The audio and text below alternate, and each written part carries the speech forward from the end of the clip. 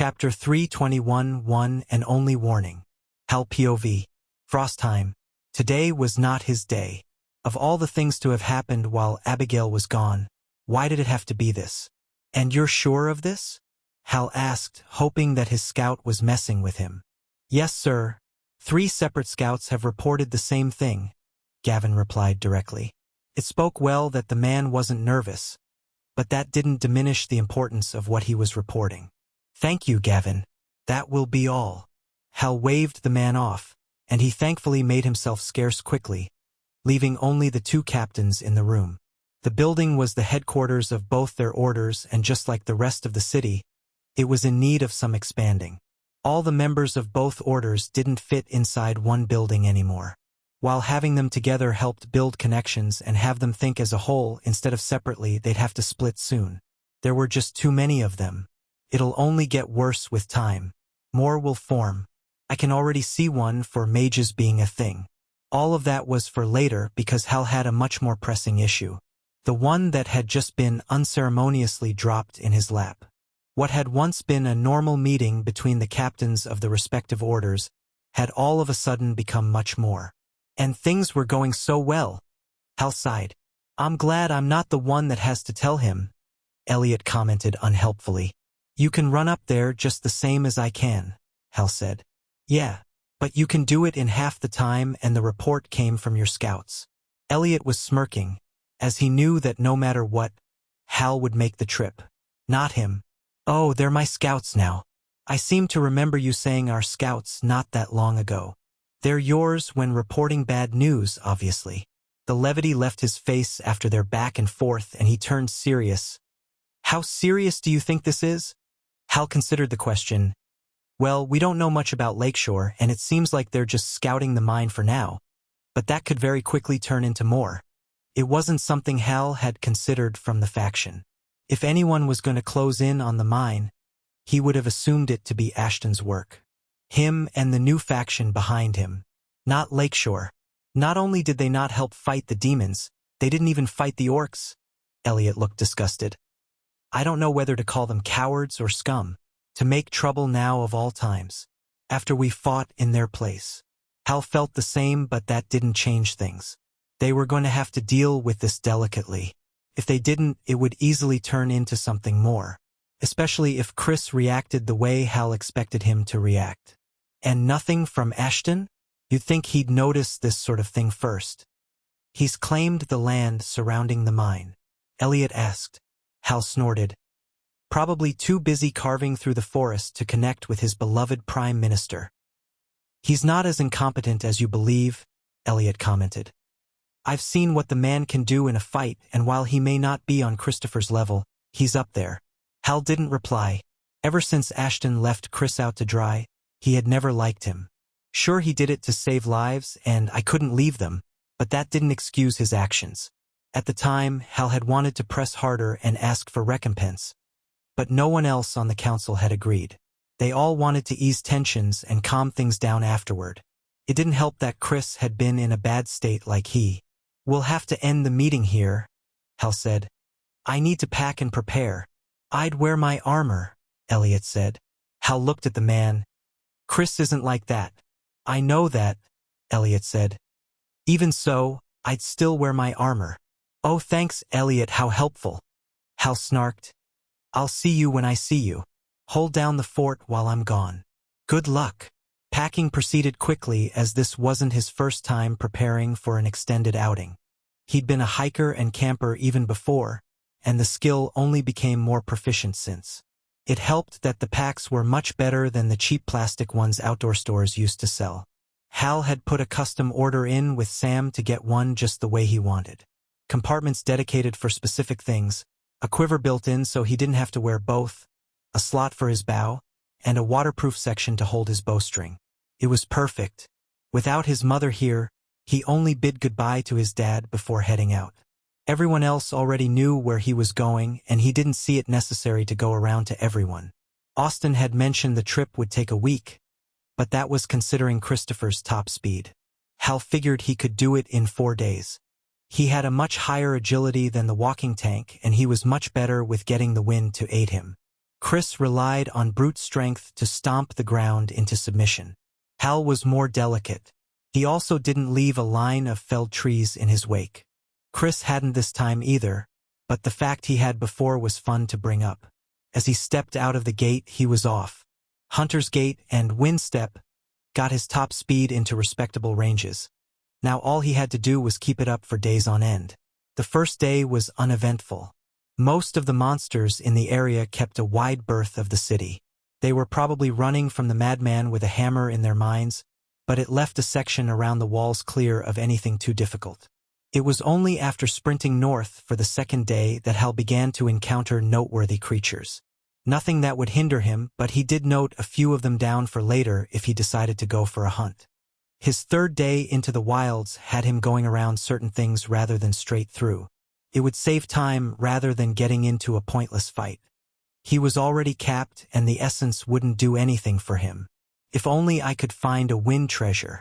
Austin said he would keep an eye out, but I doubt he'll find anything. Denver is said to have had a powerful wind mage, but I don't want to have to go all the way there. Hal was making efforts to circumvent needing a treasure, but it would take time. With Chris solely dedicated to the seed, he'd have to wait to get the man's expertise on building something that would work.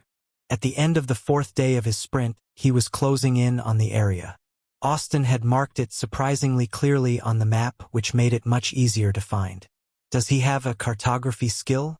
It's not unexpected for an explorer to have. A few of his scouts had picked them up to make scouting and reporting back easier. Hal hadn't, as it didn't fit well with his profession and it didn't seem necessary. It was only when Hal began to feel the temperature start to drop that he knew he was close. It wasn't winter yet, and there was only one other thing that would cause such a disturbance. And it was a disturbance. Hal didn't have his mother's gift with mana, but his skill was still respectable. It didn't help that whenever she was home she made him train with her. He pushed his mana sense to the limit and he could barely grasp the extent of what was happening. Sensing while remaining hidden was much harder than sensing alone, but he was getting better at it. Not that subtlety was required here. The amount of mana swirling and colliding was enough to be seen from space. How many crystals did he take with him? Most of the mana had the same Arctic flavor that Chris gave off, but there was also frost and ice mana building that didn't make any sense. Not unless you knew what was happening. Stepping out onto the shoreline gave him a clear picture, even if his mind couldn't understand it. Ice had taken over a sizable portion of the bay and was spreading even as he observed the scene. Not quickly, but still spreading. The portion already frozen had lines marked on the surface, groves in it that marred its otherwise perfect surface. On the miniature glacier, Chris stood deep in concentration. Deep enough he hadn't sensed Hal coming. He usually always keeps aura detection up. Ice flowed like water, sometimes breaking apart into a flurry of snow to get blown away, other times gathering to freeze into a specific shape. It was a level of skill to be admired if one didn't consider the massive amount of mana being used to fuel it. More mana didn't always translate to more control, but it was a common solution to the problem. It felt like Chris was using his entire regeneration to smother the area into submission. Leave it to him to brute force even mana. Mom would be disappointed. Hal stood by and watched the man work as he didn't want to interrupt. Not when he was so focused. The flow of mana continued apace and went on for nearly an hour before a point came to intercede. Hal took it, as he wasn't sure how long he would be left waiting if he didn't. The runes didn't mean anything to Hal, and he wasn't sure how far along the process was. But he could still spot a natural pause in the work. "Chris!" Hal called out. It didn't need to be loud, as they weren't standing that far apart. Chris looked up confused, and then an annoyed expression flashed before going back to his usual expression. "I know you did not come up here with good news. What is it?" "It's nothing urgent, but you need to know," Hal began. In lieu of beating around the bush, Hal came right out with it. Lakeshore scouts have been spotted poking around the mine. 3 separate gray wolves noticed them and all say the same thing. Chris took in the information for a second. "Are you sure it's not Ashton trying to point us at them? What has he said on the matter? It's technically his land." "Hadn't thought of that. Why hadn't I thought of that?" "Nothing," Hal said. The last communication we got from him was his acceptance of our help in clearing the woods. Other than that, nothing. There has been a noticeable uptick in his scouts in the area, though. We weren't sure what it was about until this. So he knows, Chris said softly. I thought he would be angrier. Flying off the handle angry. Not this. Chris was silent for a long time afterward. There were times his aura flared and a pressure pushed on Hal.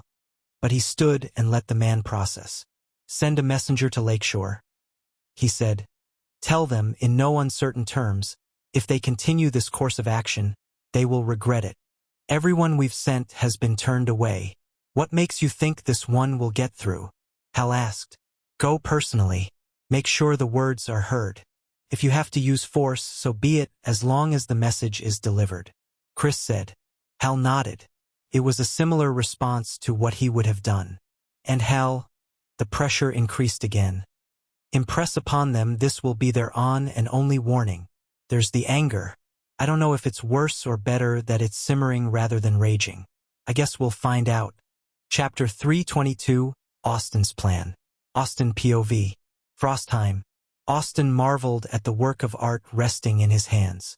The leather-wrapped shaft provided a comfortable weight that he had sorely missed in recent times. He hadn't expected the devastation that came with breaking his weapon. He'd never been one for over-the-top sentiment, but it was a blow to have the weapon he had been using for years break on him. It had followed him for thousands of miles, and now it was just gone. You even got the shape right, Austin admired. Even the weight feels the same, even though I have more strength now. Vincent, ever the quiet one, looked pleased with the praise. That's because it's heavier, as I told you it would be. The ratio of weight to strength should be the same as before, though. Getting the solitite bronze that dense was a challenge, but I think it turned out well. One of the first things the smith had asked before remaking Austin's spear was what his stats were. Austin had initially been guarded, as he'd spent months on the road and seen how secretive people were with such information, but he revealed them all the same. They were family. I'd say, Austin said.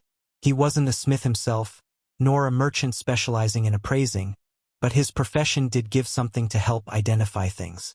An explorer had to know what he was looking at, after all. And the spear was a marvel.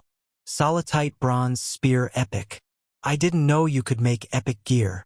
Vincent preened, relatively, considering his outward expression barely changed. It's my first. Had to buy the tin and copper from Yellowstone as we didn't have anything suitable. But the books were what did the trick. I wouldn't be surprised if your brother Connor is in a similar boat. He's been improving leaps and bounds lately. He even made a rare health potion recently. Vincent said. Connor. Austin couldn't help but ask. He'd been by to check in on his brother less than he should have. Hell, I've spent more time with Anna than I have with him. Making a note to visit him before he left, Austin turned his attention back to the weapon in his hands. He gave it a cursory swing and practiced a few thrusts to get a feel for it, and it couldn't be described as anything less than perfect. Now, you'll have to wait for Chris to get back before it can be engraved, but you should be able to test it out and get a feel for it now.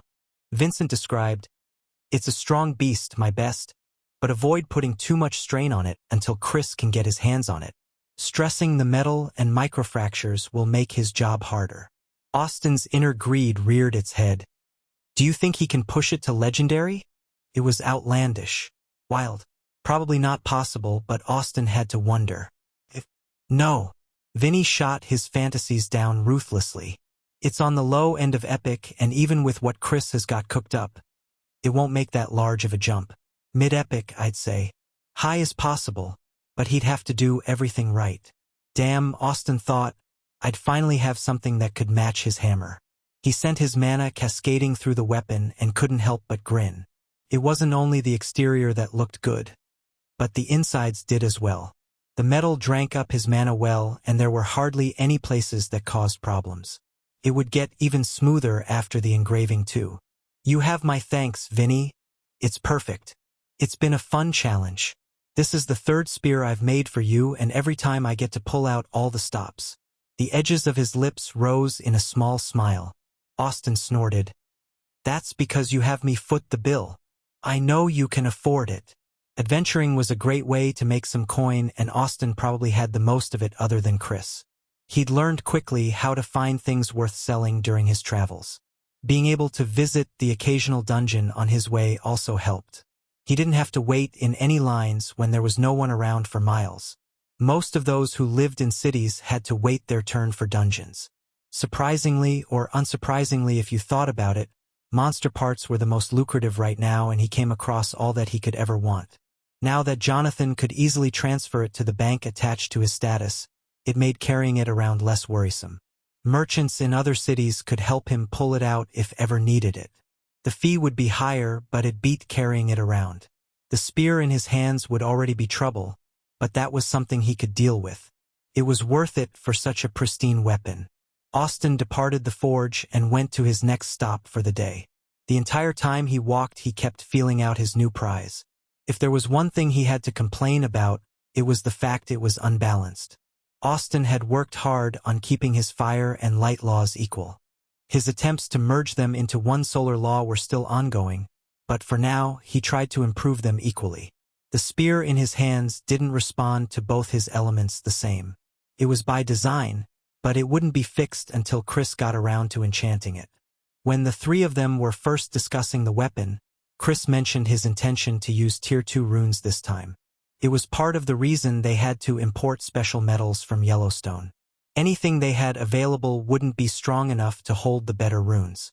Austin had been ecstatic, as that translated to a better spear. But there was a problem. Chris wasn't sure he would be able to learn Tier 2 fire runes. Or if he did, it wouldn't be anytime soon.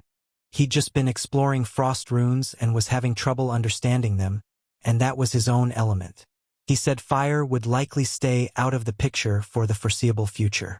The Tier 2 Radiance rune would be the best he could do, and even that would be a challenge. There was the thought to make do with Tier 1 basic runes, but in the end, they decided on a different path. The base spear and the materials involved would lean toward fire, while the enchantments would lean toward light. Combined, they would reach a balance. Vincent went above and beyond. Austin mused, "I hope Chris can balance it out." The fire he felt inside the spear was intense. The metals pulled from the volcano, the spirit fire, and even Vincent's own magic all worked together to create a burning flame inside. He needed some equally strong light to bring it back to equilibrium. Austin didn't feel the need to dwell on it long, as he had something else to do. A little urchin in need of persuading, and he had just the ticket to do that. It wasn't a coincidence he'd picked up his new spear now, after all. Even with the news he heard about Lakeshore, life still went on. It wasn't like they attacked the mine and war was about to be declared. Besides, Chris could handle anything they threw at him, even without Austin's help. According to the schedule, it wasn't his day to train his little cousin, but with both Hal and Chris gone, she had some gaps that needed to be filled. John picked on one of the days while Austin volunteered for the other. He'd done it on a whim, mostly, as it was only temporary until the two came back. But he had a plan. He would use this extra day to impress upon her the valor of a spear, the perfect weapon that she should choose. Abigail mentioned that she'll probably have an ice affinity of some kind. The least she could do is take after my weapon. Ashley's daughter, Lily, was following in her mother's footsteps to be a healer, and Josh was still too young. Anna was his only choice. Well, until they start popping out a few more. The Zelenskys weren't one to stop with only one or two. We take the Catholic stereotype and make it our bitch. I give Abigail a year after Anna gets her class. She'll see her baby leaving the nest and get the fever. With Ashley's husband, not with them any longer, it was unlikely the newest addition would come from her. Austin didn't see Vincent and Lucy reaching that step anytime soon. The only other couple was Uncle Braden and Rachel. Oh, please. It would be so fun to see Hal with a young sibling. What's so funny? Austin's charge had arrived at just the right time. Oh, nothing. Just thinking of something humorous. Before she could delve into that, she caught sight of the weapon he was holding. Is that it? Her large eyes moved up and down the weapon and took in its natural glory. Why, yes, it is. Austin playfully presented it before her. The newest masterwork to come out of the smithy. A sleek, powerful design that's been around since. Well, since man could pick up and sharpen sticks, a history greater than any other weapon. Anna giggled at his descriptions and held out a hand to grasp it. Her hand could wrap around the shaft but not comfortably, but that didn't stop her from trying to lift it. One hand quickly became two. A paltry effort using just her arms quickly became setting her stance and using her legs. Her face turned red from exertion before Austin cut her off and lifted the weapon away from her reach. "I couldn't lift it either," she mumbled. "I didn't think it would be so heavy." Austin had way too much perception to miss her mutterings. "What do you mean either?" "Well, you know." She swayed and her arms rocked innocently. "Chris leaves his hammer in his room sometimes." Austin got serious. "You didn't touch the ice, did you?" Anna waved frantically. "No. Both Mom and Chris told me not to. But they didn't say anything about the wood." Austin relaxed upon hearing that part. The ice was dangerous, especially for one without levels, but the wood was safe. "Probably, right? And not my monkey. Of course you couldn't lift it. Even I have trouble with it." Austin laughed. He tried to swing it one time. The less said about it the better. Chris had said the hammer had swung him rather than the other way around. "How much strength do you have?" Anna asked. A question only a child could ask so innocently. "More than you." Austin bopped her on the head. "Now enough on that, let's get to practice. I know I'm not Chris, but I'm still a force to be reckoned with." While his main objective to get her enamored with the spear had shown promise, there was more than one way to leave his mark. While he ran her through the ringer, he usually posed questions or imparted random knowledge he thought of. But today was different. "Have you given any thought to your profession?" Austin asked after painfully telegraphing his intended thrust at her abdomen. Anna scrambled to dodge. She'd learned quickly the difference between a thrust she could block and one she would have to dodge.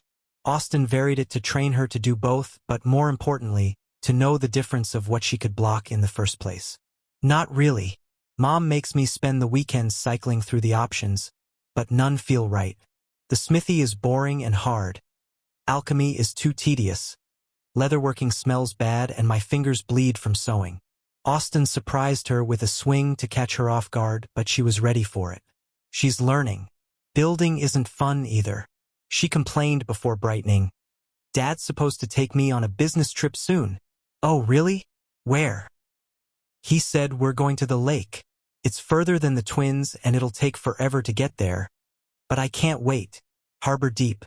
Austin hadn't been there himself, but it was on his list. The problem was that getting to it was a hassle. It wasn't on the way to anything else.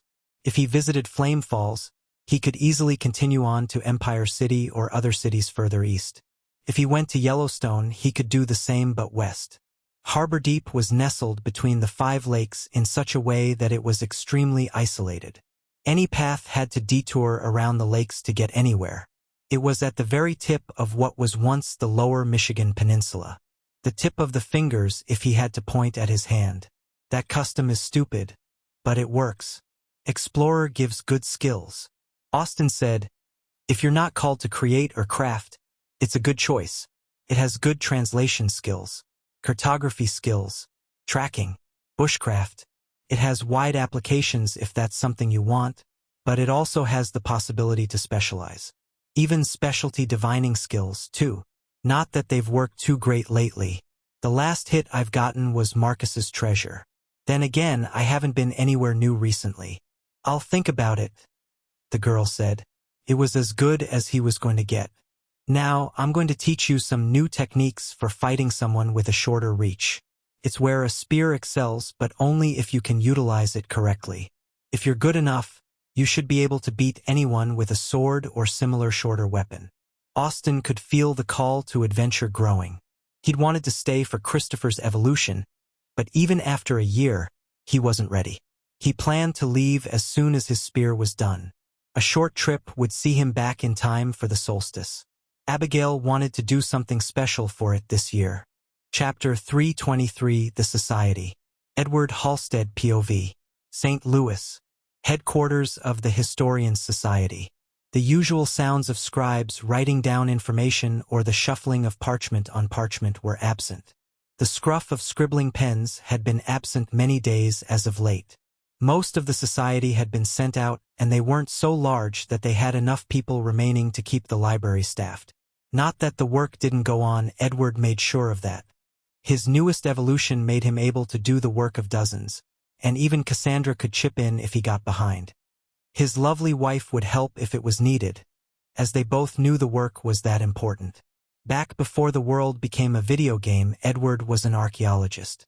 His wife too, but in a different specialization. That was how they first met, even though that felt like a lifetime ago.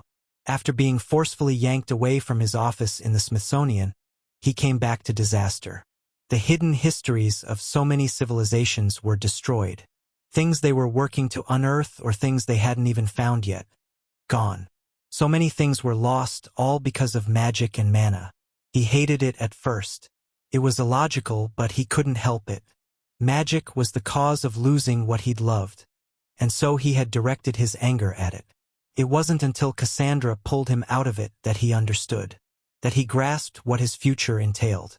He was still bitter and sulking about how everything had changed when she gave him a new path. "You spent your life digging up the past, Eddie. And while I'm sorry about what happened, you are missing the bigger picture." He'd said something snarky back then he couldn't remember now.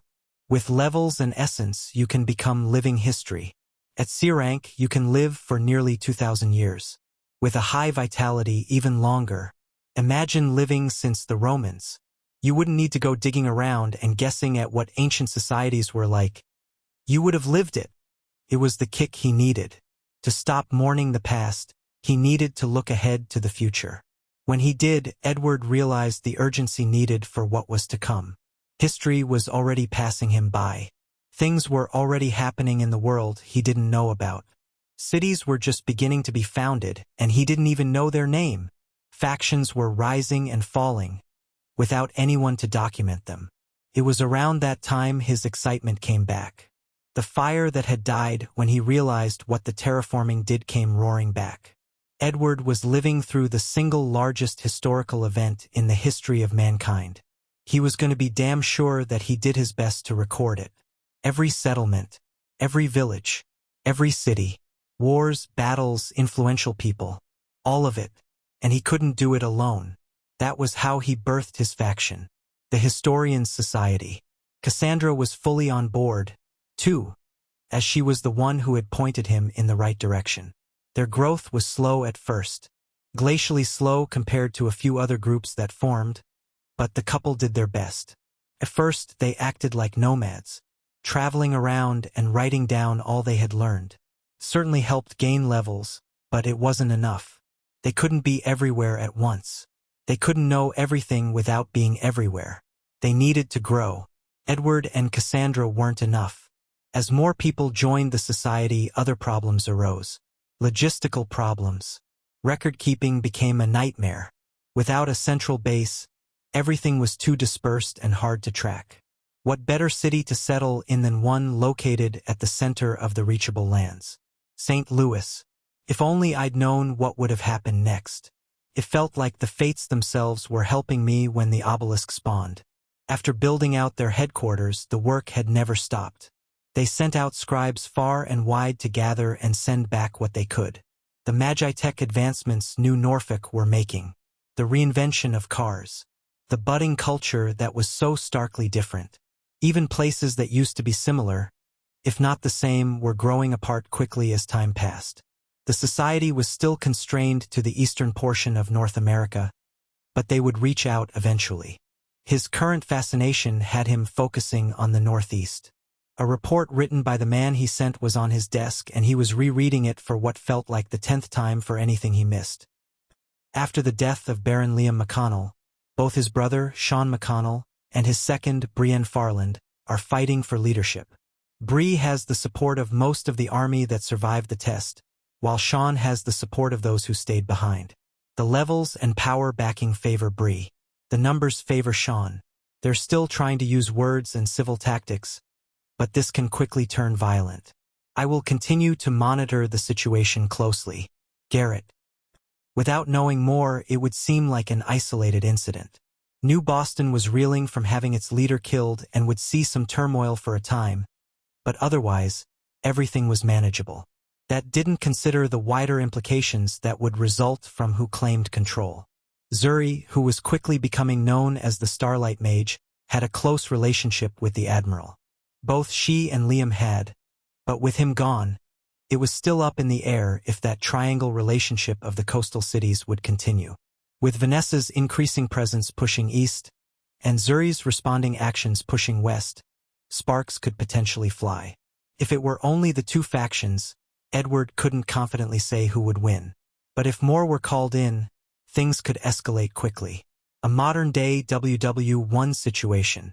Only supremely powerful people instead of country heads. A shimmer in the air took Edward away from his worries, and he turned to the forming report. It was one of the few mandatory skills he made all members take. Send message. Even if the range wasn't the best at first, there were ways around it. His class aided all those of the society, and the enchantments they had laid all went into making the flow of information as quick and efficient as possible. It would be too difficult to gather information otherwise. Distance between cities had not only grown, but it became much more difficult to traverse. As the shimmering solidified into a sheet of parchment, Edward began to read what it said.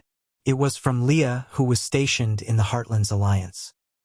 I've been able to gain a few more point totals and can make a solid estimate of how many the faction as a whole received. Emery Grant 11 million, Parker Ingram 7 million, Johanna Drake 4 million, Jackson. The list of names and point totals continued, but Edward jumped to the bottom where the faction total was written. The Heartlands Alliance, 400 million. It had already been a year since that fateful day, and they were still working to get point totals of all the factions involved.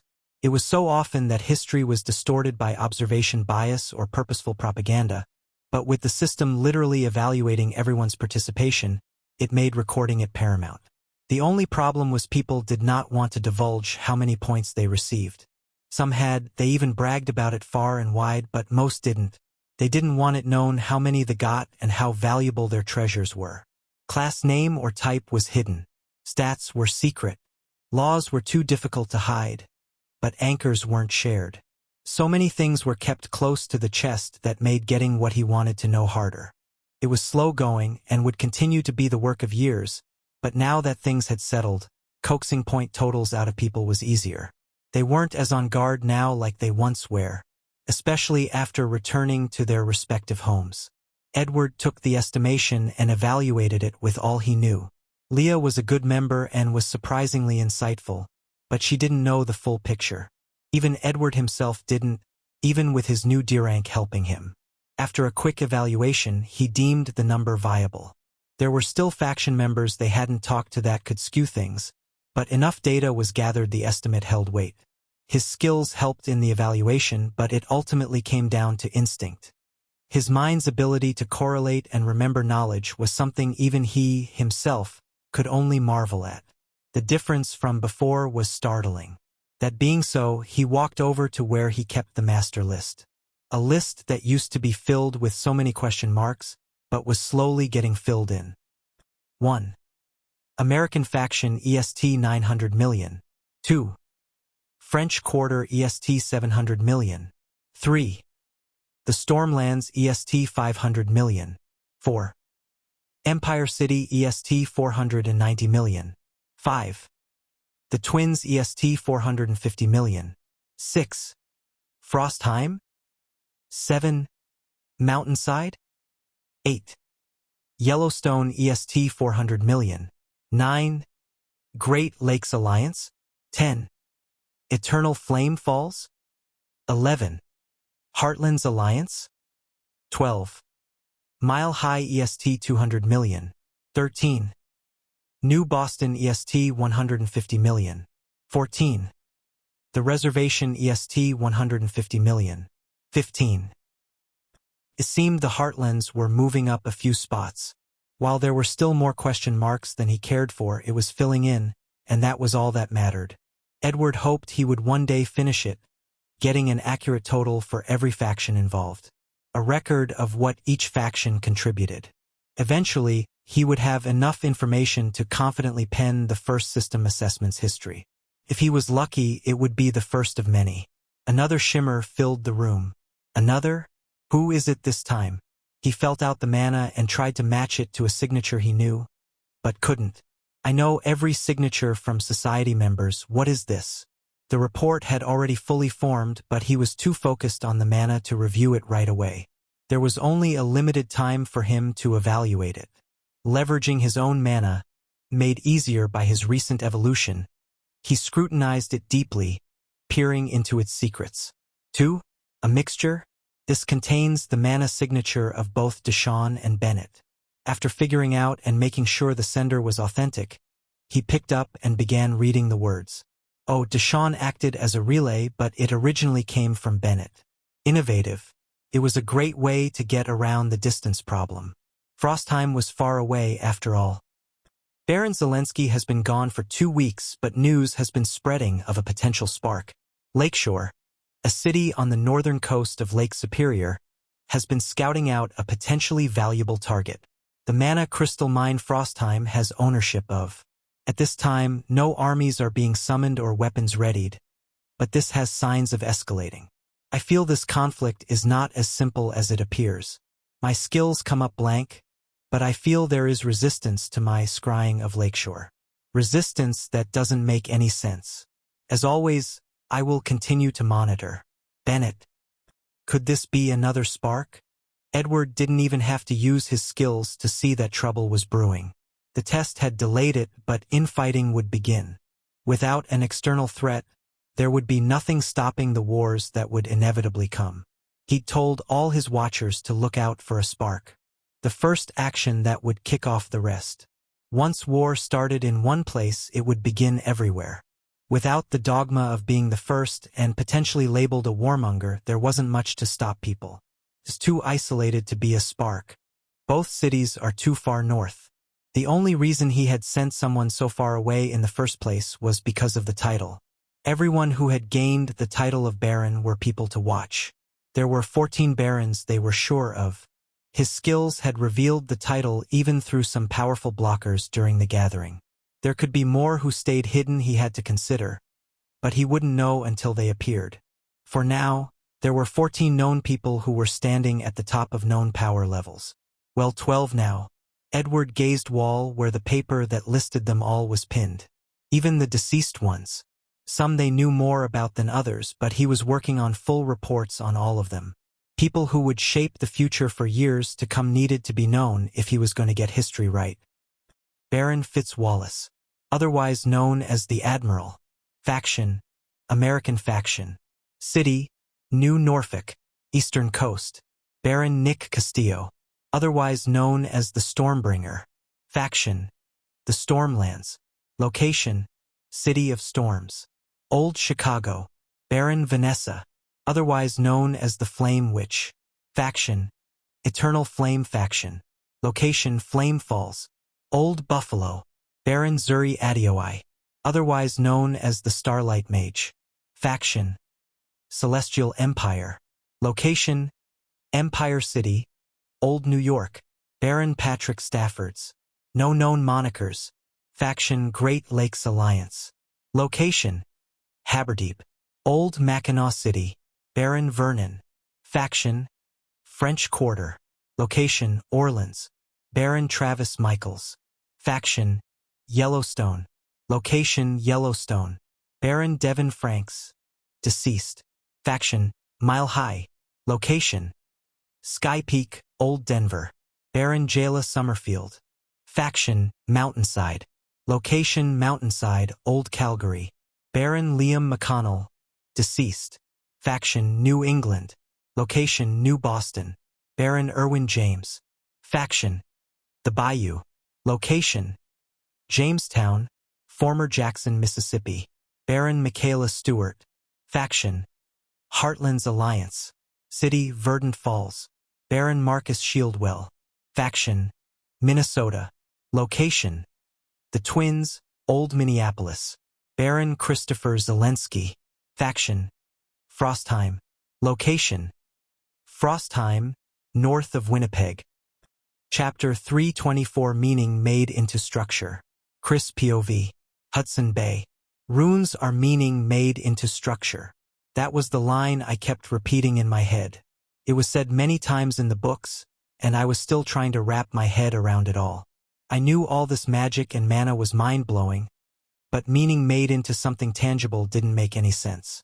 Mana, sure, I could get that over time. I could influence it, feel it, almost touch it, but with a different sense. Magic was an expression of that mana. Given a will, and that will gave it purpose. But pure meaning? It was probably the hardest part to wrap my head around. The logic just didn't logic. Even after experiencing it, engraving as many runes as I had, and seeing how they worked, the larger picture was still out of reach. Take a basic frost rune, for example. It was a collection of specific flourishes, lines and loops, connections and knots, curves and bends. In all intents and purposes, writing them down shouldn't do anything except create pretty art. Why, then, did they make the air cold around them? 'Cause ice to start coalescing even on a summer day?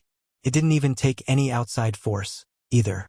The structure itself was enough to influence the world around it in ways that were just too foreign to my thinking. Looking back on it now, that rigidness was probably why it took me so long to engrave my first rune. Then, to take it a step further, why did changing certain lines, altering certain curves, and moving certain knots turn into something entirely different? Why did frost become ice? Why did fire become flame? Over the weeks of prepping the area and setting everything up for the formation I would put down, I had a lot of time to think about the nature of runes.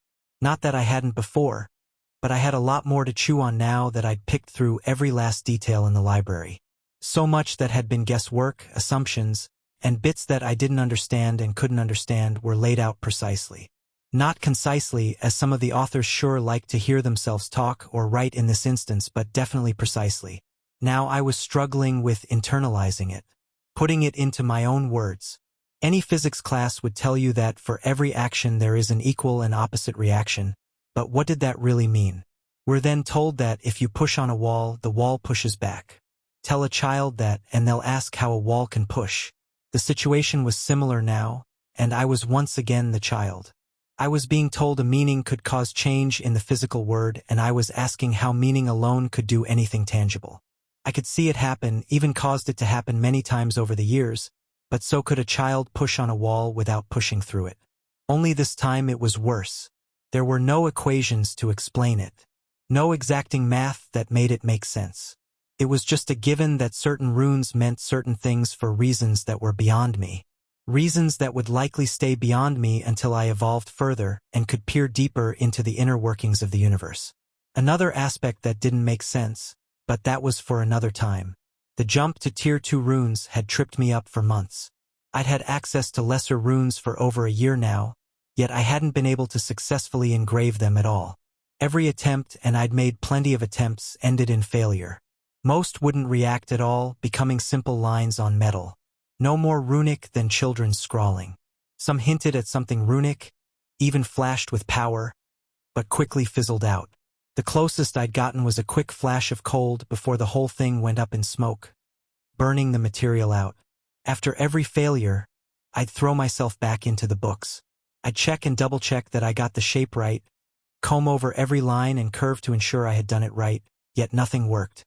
It felt like I was beating my head against the wall with no end in sight. It had taken me over a week to successfully engrave a basic Tier 1 rune. It had been going on months to make the jump to Tier 2. Not that I'd spent every waking moment dedicated to it, but still, it was becoming more than frustrating. Only having access to books was another low point, but it wasn't like any teachers were lying around I could call on. This time's going to be different. Those weren't just idle words I was telling myself to psych myself up. No, to ensure I was successful, I had stacked the deck in my favor as much as I could. If it is meaning it wants, meaning is what it will get. My idea was simple and something I had done a few times before. I turned our old tutorial pylon into my own winter wonderland with runes. I'd also set myself inside a wintry dome to ignite my mana heart. Here, I was doing it in order to create a formation. My idea was to saturate the area so heavily with mana of ice and snow that it would then make it easier to impart that meaning into structure. Out of context, it sounded like a waste of both time and resources just to engrave a few runes, but that wasn't all it was doing. If I proved successful here, I might be able to grasp how to do it without the crutch.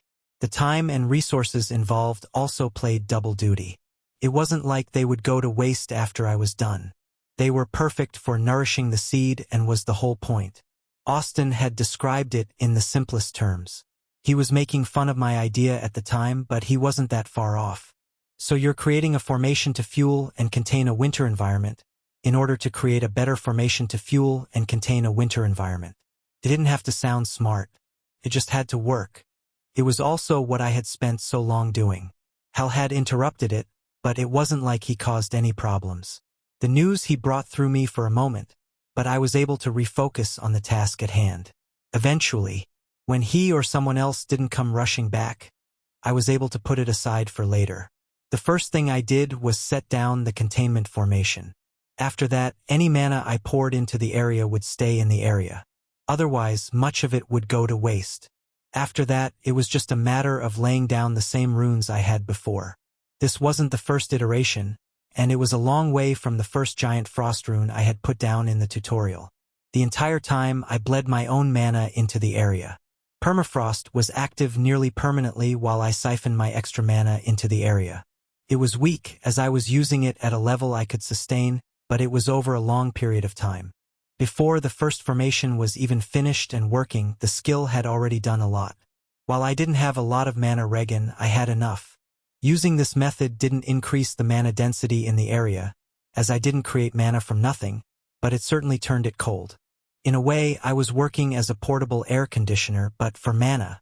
After finishing the first formation, it truly became a touch of winter. My little iceberg grew to encapsulate the entire containment zone and only got larger as time went on. The moisture in the air fell down as snow nearly constantly, as the bay was rife with water.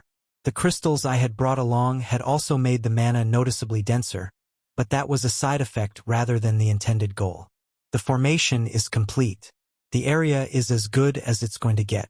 If this works, not only will it be my first time creating a Tier 2 rune, but it will also net me my last level.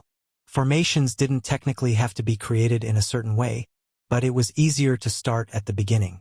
It was how my mind thought of it, which was how I liked to create them. Here goes nothing. I took my engraving tool and knelt down so it hovered just above the smooth layer of ice. I had smoothed out the top layer of my iceberg just for this purpose. It was with a combination of both my engraving tools and ice manipulation that I got to work. I wasn't actively using any profession skills, which didn't bar me from class 1s. The ice itself wasn't enough to hold the enchantment, but it wouldn't be until after I was finished that I filled it with the frost argent I had brought along with me. A perfect metal for the job, and it would act as infill perfectly. The first portion of the formation was the easiest. Basic gathering and siphoning runes were all that was required. They didn't require Tier 2 versions, as what it lacked in power could be made up for in number. The runes were familiar and went down quickly. The gathering runes would attract mana in the area, while the siphoning runes would provide supplementary mana from any crystals we used to fuel them. The power of the formation would vary depending on two things: how much mana could be gathered from the area, and how many crystals we supplemented it with. The next portion was the hard part: converting it. A Tier 1 frost rune would have worked and had worked before, but they had a limit to how much mana they could convert and how pure it was. Its Tier 2 variant could convert more at a faster pace and with a higher purity. It was the main reason I was pushing so hard to make them. The power and purity of the mana they converted would directly translate to how well the seed grew. If it were just the one Tier 2 rune, things would have ended there, and I would feel much more confident in my success, but it wasn't just the one. Frost wasn't the only thing a glacier needed. To grow it properly, it needed more than just one aspect of the cold. Other runes from the cold tree were needed. Runes were meanings made into structure. It would hardly nurture a glacier if only the meaning of frost was present. Ice, as that was most of what a glacier was. Freezing, as how would it become one if it did not freeze water first. Expand, both in total size and how water expanded during the freezing process. My hands were focused and precise as I carved into the ice. Ice wrought from my own mana and bent to my will through ice manipulation. The sky darkened and lightened again while I worked, but I paid it no heed. What was the meaning of ice? What was the meaning of frost? It wasn't just the lines I carved. It was deeper than that. That deeper meaning was what I had been missing. It wasn't like a law. It didn't need to be realized. It needed to be expressed. Expressed through structure. I wouldn't know if I did it right until I powered it, but I had a feeling, an inkling. The entire area was so saturated in my mana, in my aura I had let out. I could feel it. Felt like it was almost a part of me. My lore resonated with it. An off-tone chime that made their differences clear, but enough to know something happening. The top of the iceberg was carved up in a non-stop flurry of work for 2 days straight before I moved on to the sides. After the sides come the bottom, which was a hassle itself. Swimming and a steady hand did not go hand in hand. If Tier 2 runes were required here, I would have failed instantly, but that wasn't the case. Ice was water first, and that water had to come from somewhere, and what better place than the bay itself? The water runes carved into the iceberg's bottom would help fuel it to freeze and expand. I'd had enough practice with the Tier 1 basic runes to do so while positioning myself underwater. I'd put the runes on too much equipment to not be familiar with them. It was the affinity of many I knew well. The runes on the bottom of the iceberg acted as a funnel that supplied the water mana to the rest of the formation. The entire iceberg I had spent the better part of a month, and a generous amount of my own mana creating was covered in carved lines. Nearly every inch had been carved up and was ready for infill. I could have rested once I was done. Could have taken a short break to refresh and realign, but I didn't. I went straight to filling it with the frosty silver metal I had spent so much on. Volwyn had asked a high price to bring it here, but I paid it gladly. I could not melt it to fill the grooves, as that would ruin the connection it had to the frost. Instead, I had to draw it out manually, stretch and pull it into the shape I desired. My mind needed rest. My hands burned from the strain, but I continued. I wouldn't stop now, not when I was so close. I'd fought thousands of orcs for hours on end. This was nothing. There was a thrill to it, not a battle thrill that came from standing atop a defeated enemy, but a thrill from defeating my task, from creating. The iceberg sparkled in the morning sun on the 15th day when I finally finished. The silver gleamed while the ice sparkled in a beautiful display. It was fitting that I would know if I succeeded now, or if the entire thing would blow up. It would at least give me something nice to remember before my entire work went up in smoke. I could have called for everyone to witness it. The formation was carved, and the infill was laid. There was nothing else to do apart from activating it. I could have had them here with me, but I didn't. I didn't want to wait. My mana flared.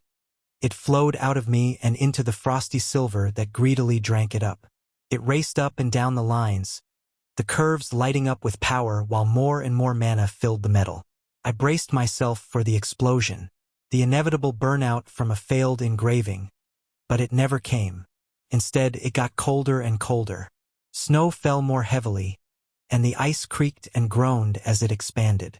As soon as the formation reached the critical point, a giant flash of light bloomed, blinding me for a brief moment before I could blink through the white spots.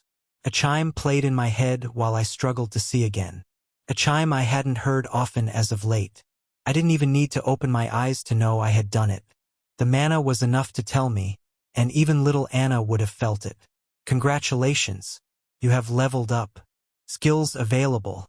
Profession evolution available. Chapter 325 Classes and Professions. Chris POV. Hudson Bay. I had reached the cap. With the final level, I was now level 100 in both my class and profession.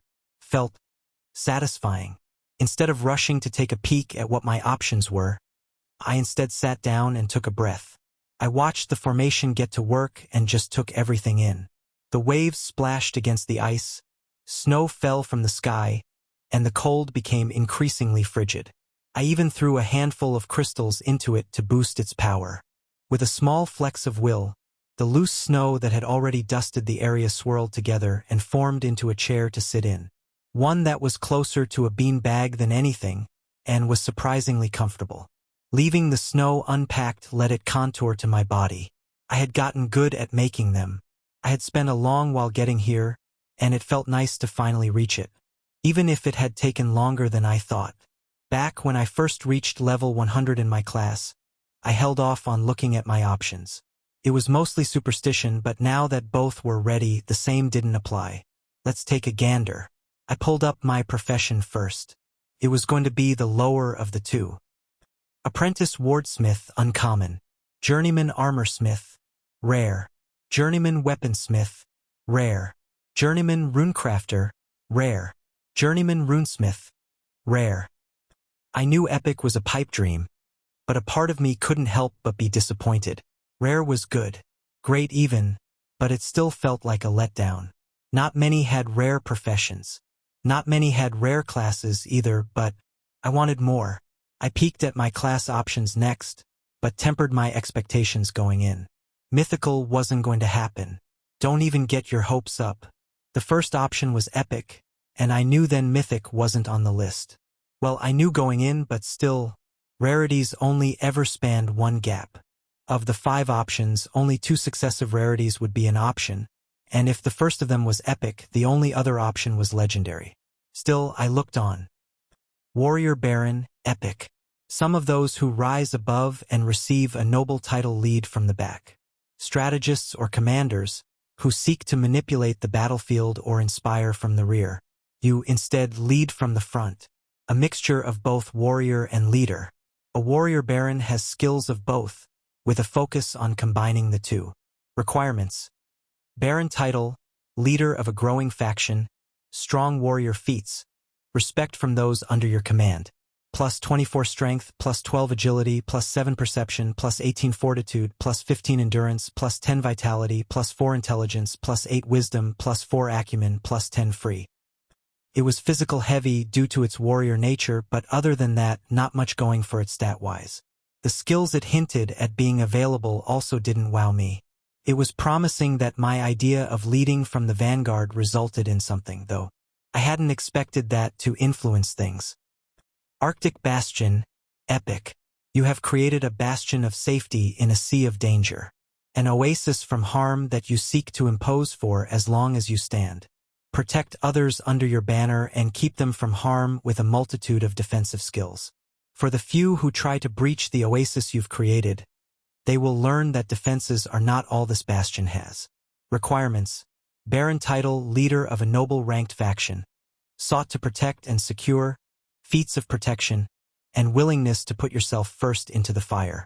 Plus 15 strength, plus 7 agility, plus 5 perception, plus 26 fortitude, plus 15 endurance, plus 15 vitality, plus 12 wisdom, plus 7 acumen, plus 10 free.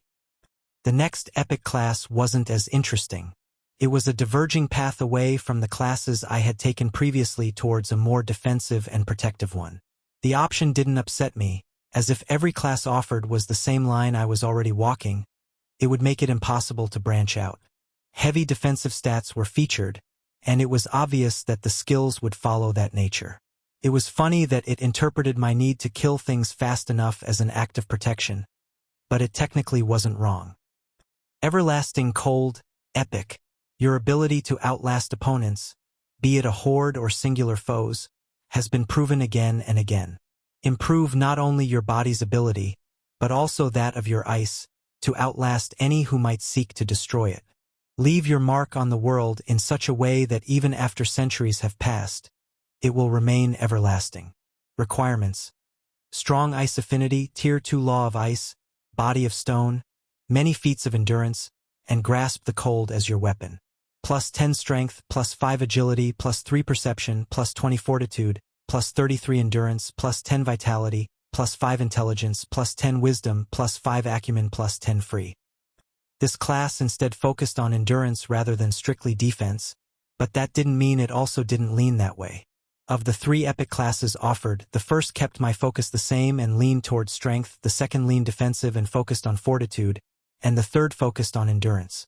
While some would see the line about leaving my mark on the world as a heavy incentive to choose it, I didn't really feel that way. I didn't fight demons or orcs so that I could leave a mark. I did it because it endangered myself and my family if I didn't. I didn't need a legacy. I didn't need to be immortalized. Protecting my family was enough for me. They would be my legacy, and if I ever got around to having kids, those would hopefully carry me on. After the 3 epics came the more interesting ones.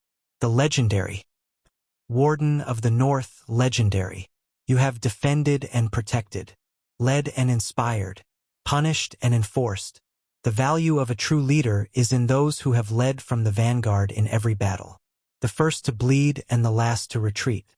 When people look to you for courage, you must stand tall even in the worst of times and have the strength for those who do not. A leader and warrior in equal measure with skills for both. Requirements. Strong ice affinity. A noble title. Leader of a growing faction. Hold values of tier. Plus 32 strength, plus 10 agility, plus 4 perception, plus 25 fortitude, plus 25 endurance, plus 15 vitality, plus 17 free. Son of Frost, legendary. Your body contains a hint, albeit infinitesimally faint, of the primordial frost reminiscent of that which was present before the universe was born. Harness that essence and lean into it, turning your already impressive connection with the cold even more so. The further you go, the more your body, spirit, and soul will thrive in environments like it. Requirements. Extremely strong ice affinity, Tier 2 Law of Ice, a faint hint of the essence of primordial frost. Plus 24 strength, plus 12 agility, plus 10 perception, plus 24 fortitude, plus 10 endurance, plus 8 vitality, plus 6 intelligence, plus 11 wisdom, plus 6 acumen, plus 15 free. The classes were much more motivating than the professions. Even though neither offered an increase in rarity, the stat point difference alone was quite substantial. Throughout all of E-rank, I achieved 3,200 stat points from my legendary class Hammer of the Jotner. I only received 2,400 from my rare profession Runesmith. An 800-point difference. The gap would be worse in D-rank. Over the 100 levels, the distance would grow to 12,800 points from my class and 9,600 from my profession. A much larger 3,200-point difference. Focusing back on the classes themselves, though, there was already one I favored over the other. I knew going into the evolution that my putting off of leadership abilities another time was not the best decision. Only one of the two offered what I was after. Son of Frost sounded great. If the path I was already on was what I intended to continue down, it wouldn't have even been a choice. It didn't sound like Son of Frost offered weapon or armor skills, but my previous 2 classes were enough to fill out those already. The stat distribution was another positive. It focused on strength and fortitude, which I was already doing. A bit more evenly than I had been, but that was fine. It was great, an option I would choose any other time, just not this time. I will have another chance to pick something along the same line at C rank. If not then at B rank. Pure warrior classes had gotten me to where I was, but now it was time to branch out. I had seen what leadership abilities could do during the test. The Admiral, specifically, could do some pretty outlandish things for his men, but he wasn't the only one. Other faction heads and leaders had skills I had ignored, and it had shown me what I was missing. While I still believed dedicated champions would be the way of the future rather than mass armies, what if those champions got a boost? Making the ones who stand out even more powerful? If the end goal was godhood, I had plenty of evolutions to refocus on warrior. For, to be exact, Warden of the North was the one I would choose. After giving all of my options a once-over, I closed the window and focused back on my surroundings. After rushing, studying, and taking in everything I could, it felt good to relax. It felt like I had been pounding away at the forge for a decade. Legendary and rare will get me the same stat points as Austin. It was not a comment meant to put Austin down, but one that made me realize that while I had a great class, my lacking profession made it so others who focused on both, while not reaching the same heights, could match me. Not in skills, as the ones from a legendary class were objectively better, but in stats. In straight stat points, someone with epic in both was a match for someone with a legendary/rare mix. Common classes were the baseline. For D rank, they gave 64 stat points per level. Uncommon was a 25% boost to 80, a 50% boost to 96 at rare, a 75% to 112 at epic, and a pure doubling at legendary to 128. If the balance was even more skewed, like someone with a legendary class but common profession, they would be equal in stats alone to someone with both rare. Can I push it to epic? The thought was one I'd had before, but I always put it off to focus on things at hand rather than wasting time on the future. Now that I was here, I couldn't put it off again. 1,600 stat points. Over 100 levels, rare is 1,600 stat points fewer. Now, it wouldn't be all in one stat and spread out over a bunch, but even if it were spread evenly over all 9, that was still nearly a 200-point difference. 200 points wasn't insurmountable. Body level, law, spirit, anchor, skills. They would all bridge that gap. Some more easily than others, but all of them would do it. 200 base stat points, I added. With battle fury, weight of the Arctic, and glacial presence, that 200 points would turn into much more. Something like 350 depending on how cold it was. That wasn't even considering my 2 passives, as those were only tacked on when strength or endurance increased and my profession didn't give a lot of those points. I didn't see that changing much after the evolution. Is it worth it, though? The time I take to do it could be used to level further. Just 13 class levels would net me that many. Can I push my profession enough that it would be faster than leveling 13 times? I didn't know. I didn't like the indecisiveness I felt. Not one bit. I ran my mind in circles trying to weigh my options. To wait or not to wait. I sat in the snow and thought about it so long it felt like my head was steaming. I was no closer to a decision than I was when I began. Chapter 326 Transgressed. Hal POV. Slightly north of Lake Superior. Hal didn't mind the woods. Most days he found them rather peaceful and relaxing. One would think that now that they held actual monsters and beasts that could kill a normal human with a sneeze, that peacefulness would go away, but Hal didn't think so. The spice of danger kept it from becoming something it wasn't. Not that there were beasts nearby that could put him in danger.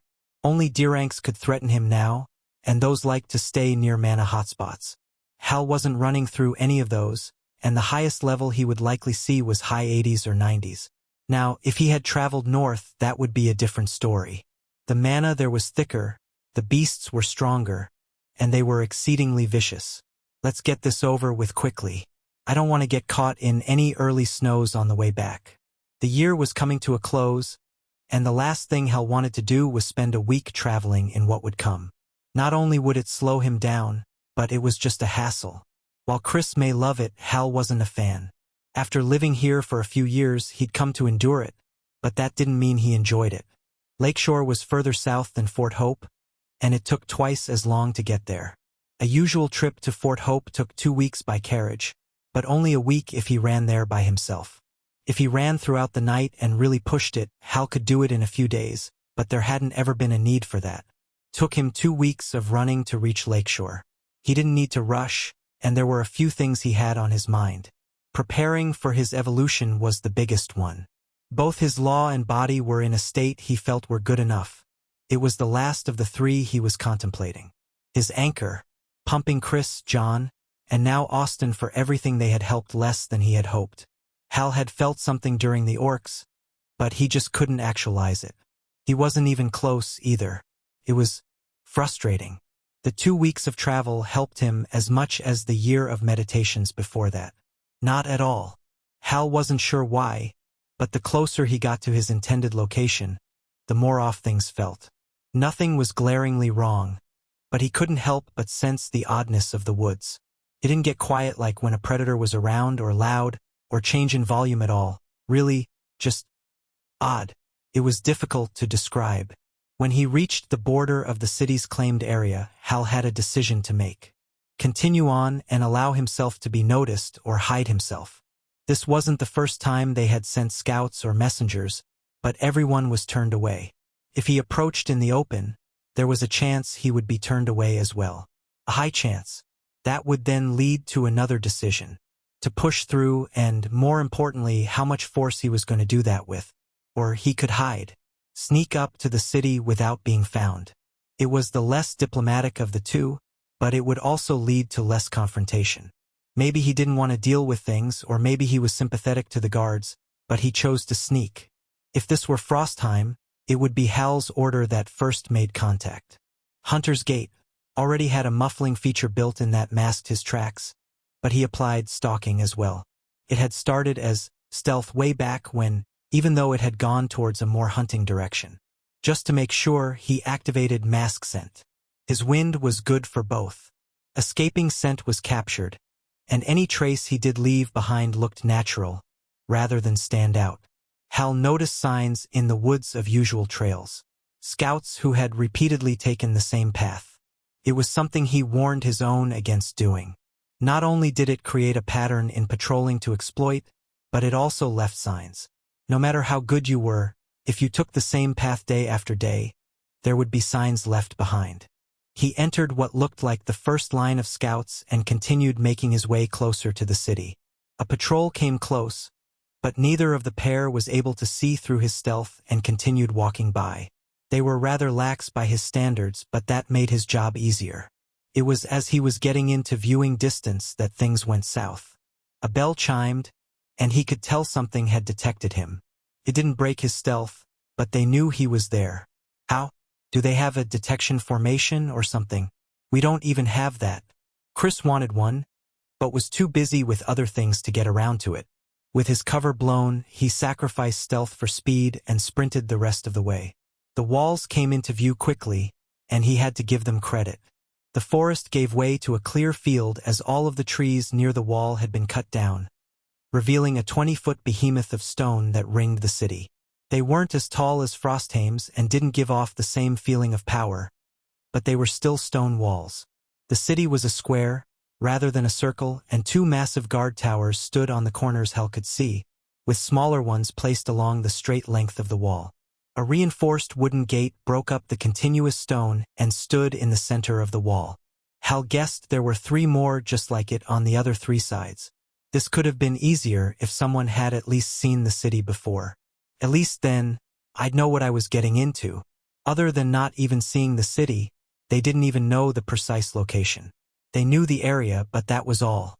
Without seeing it for themselves, all they could do was estimate. Now that he had, Hal was sure of one thing he would find within the city. Why did they build it on top of the dungeon? They must be confident in keeping it from breaking. The map they had gotten so long ago was probably outdated, but it showed that there was a dungeon here, right at the exact location he was looking. Even without the map, Hal would have been able to tell. The draw on the surrounding mana was a dead giveaway. He could feel it flowing toward the city. Hal was too far away to check for formations, but he didn't see any signs of them from where he was and doubted it was a gathering formation at work. The strength was too much and its area was too wide. Tier 2 runes were an option, but an unlikely one. Even if they were, Hal doubted they had such power. It doesn't matter. Get it done and leave. Sticking around won't lead to anything good. The patrolling scouts were closing in on him now, and he had to get his message out. He was already near enough for what he had to do, and he felt no qualms about doing it this way. The bastard didn't help with the demons or the test. He didn't deserve courtesy. Humph, Chris isn't the only one who can shout at an entire city. Pulling a move Chris had done at Fort Hope so long ago, Hal began stretching out his aura to cover the entire place. He had less to work with than the big man, but he could get the job done. As soon as he started, the scouts nearby could feel it and slowed their pace. Smart. They realized the power difference. Commendable that they're still coming. When he was done encapsulating the area, he began. Victor POV. Lakeshore. What in the world is it now? Victor had initially jumped at hearing the warning bell, but nothing had come of it right away. No one came rushing to him with news of an attack or monster nearby. No dungeon monster escaped and was rampaging in the streets. Instead, something had tripped the alarm formation. The scouts are going to need to be re-educated. How did they not see this? Victor swept the city with his mana sense and didn't feel anything out of place. There wasn't even anything new, just a scrambling of his guards at the gate. That was when an aura brushed against him. The intruder's aura wasn't hidden and openly started spreading out over the city. Victor pushed the aura away with his own and rushed toward the wall to see where it was happening. By releasing their aura, the intruder had given his position away. Mana burned inside him in case of an attack, but that seemed unlikely. Not after they so openly gave themselves away. They would have attacked already if that were the plan. Annoyingly, Victor felt the shadows around him twist and turn. Someone had tagged along. Too bad those formations don't work on her. He was rushing up the stairs of the wall when the aura finished saturating the city. It was too weak to be called smothering. It wasn't pressing down on anyone like auras usually did in their natural state. Just there. Until a voice started speaking. Leader or leaders of Lakeshore, you have transgressed on the land claimed by Frostheim and are hereby notified to cease such actions and any further actions upon land that is not yours. Any further action upon our holdings will be taken as hostilities, and we will respond in kind. Victor pulled himself against the ramparts and scanned the grassy field outside the northern gate. It didn't take him but a moment to catch sight of who was responsible. He was just standing there, 100 yards out of the wall. Standing there. Guards were closing in on his position, but they were wary. Fools, it's just an aura. So what if it's stronger than yours? The instinctual knowledge that the man was stronger than the guards was obvious. They could feel it without needing to be told. Even his gear pointed that out. The dyed green leather armor stood out even from so far away. Not to mention the large bow strapped to his back. Victor guessed the man had equally well-crafted arrows somewhere on his person. Blonde hair, tall build, but no hammer.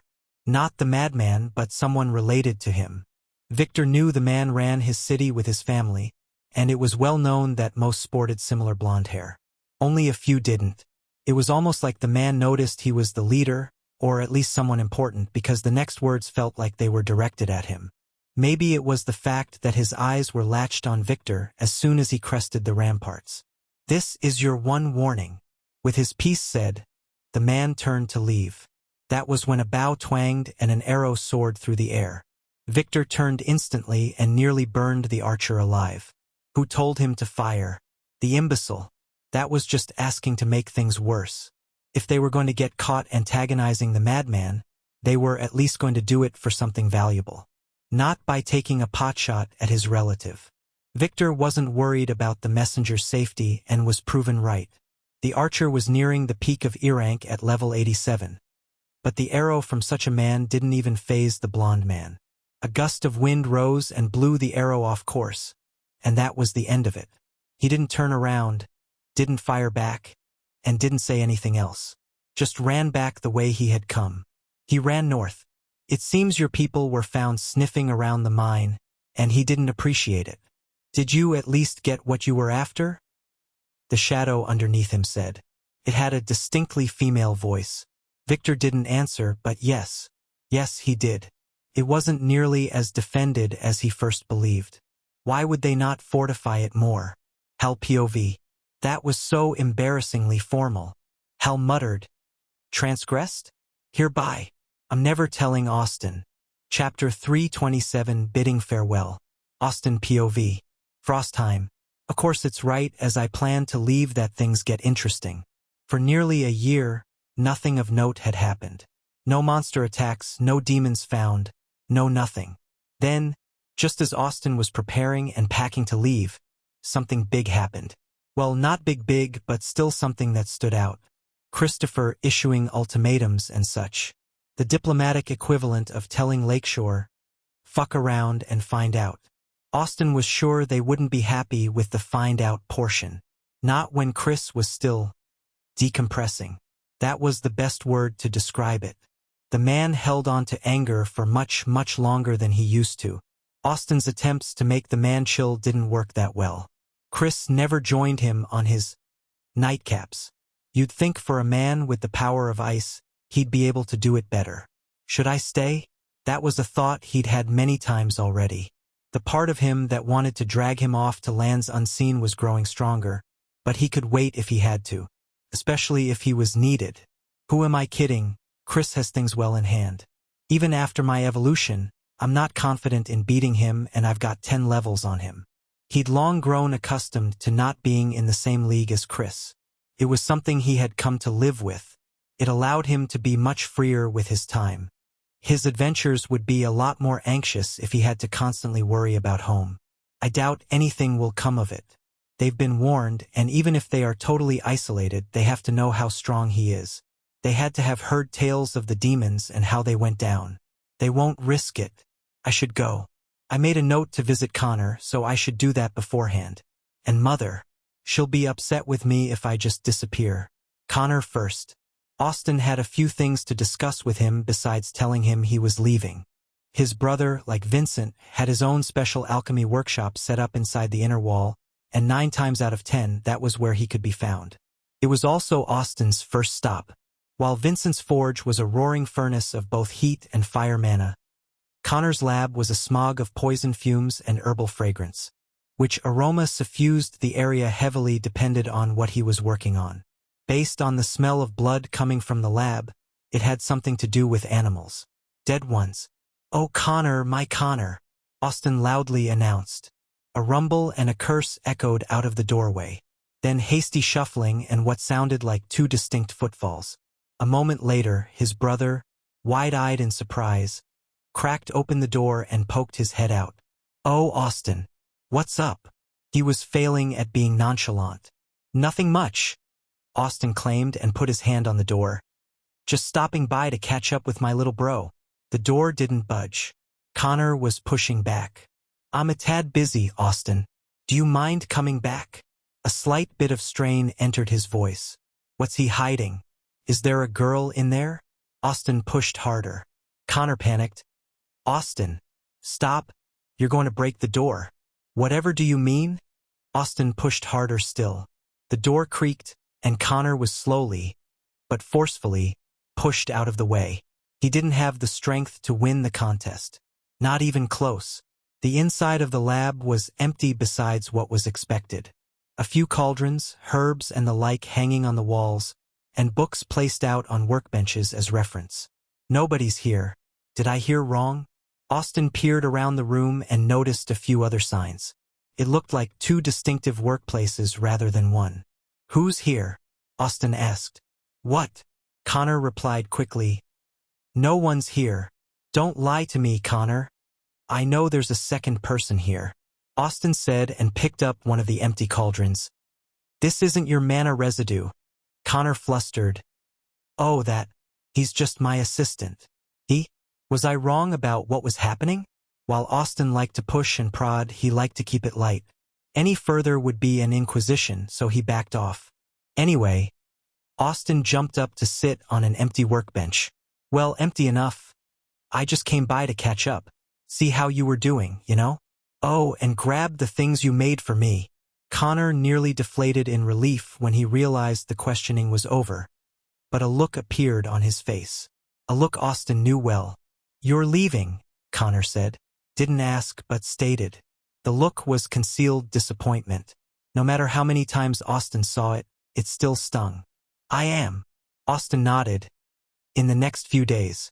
I'll stop by Mom's and say goodbye to the rest. But yeah, I'm leaving." "Where to?" his brother inquired. "I'm not sure yet. I haven't made up my mind. Probably west. I haven't seen the mountains yet, and I hear they're monstrous now. No one's been able to reach the peak." Austin got excited thinking about it. The stories from the gathering gave him so many interesting things to look forward to. The mountains were just one of them. He also wanted to check and see if Jayla was truly digging through them. He'd heard tales but wanted to confirm. He'd be able to see the west coast if it were true. See how much had changed there. "Well, I've got a few potions for you." Connor picked through a few chests he had. "My skill upgraded, and I've gotten better at brewing them. They should heal a lot better and faster now." He placed a few red potions on the workbench before following with blue ones. "Healing potion uncommon. Mana potion uncommon. Mana 2. They're harder, but I got the hang of it," he said. "Oh, rare, eh." Austin converted in his head. Uncommon to him was rare to his brother. He'd learned to compensate for the downgrade in his head by now. It had been much harder right after evolving. "The books helped tremendously," Connor stated, but for some reason, it sounded hollow, not the full truth. "I'd heard you improved. I even saw the bloodline essences that the orders are buying from you. When did you learn to distill bloodlines?" Austin asked harmlessly. totally and completely harmlessly. The longer he sat in the room, the more his eyes and other senses could pick up. He knew who it was that left in a hurry. Their traces were everywhere and they were unique. Connor's eyes flashed. He knew. He knew Austin knew. "Don't tell," he started. "Oh, don't worry," Austin waved. "I won't spoil your secret and ruin the fun. What kind of brother would I be if I did that, eh?" Well, it wasn't just familial ties that stopped him.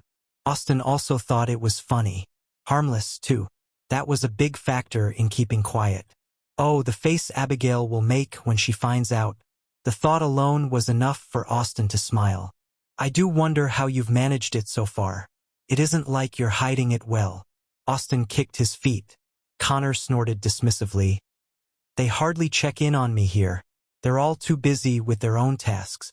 This is the first time you've come by, after all." Austin took the hit stoically.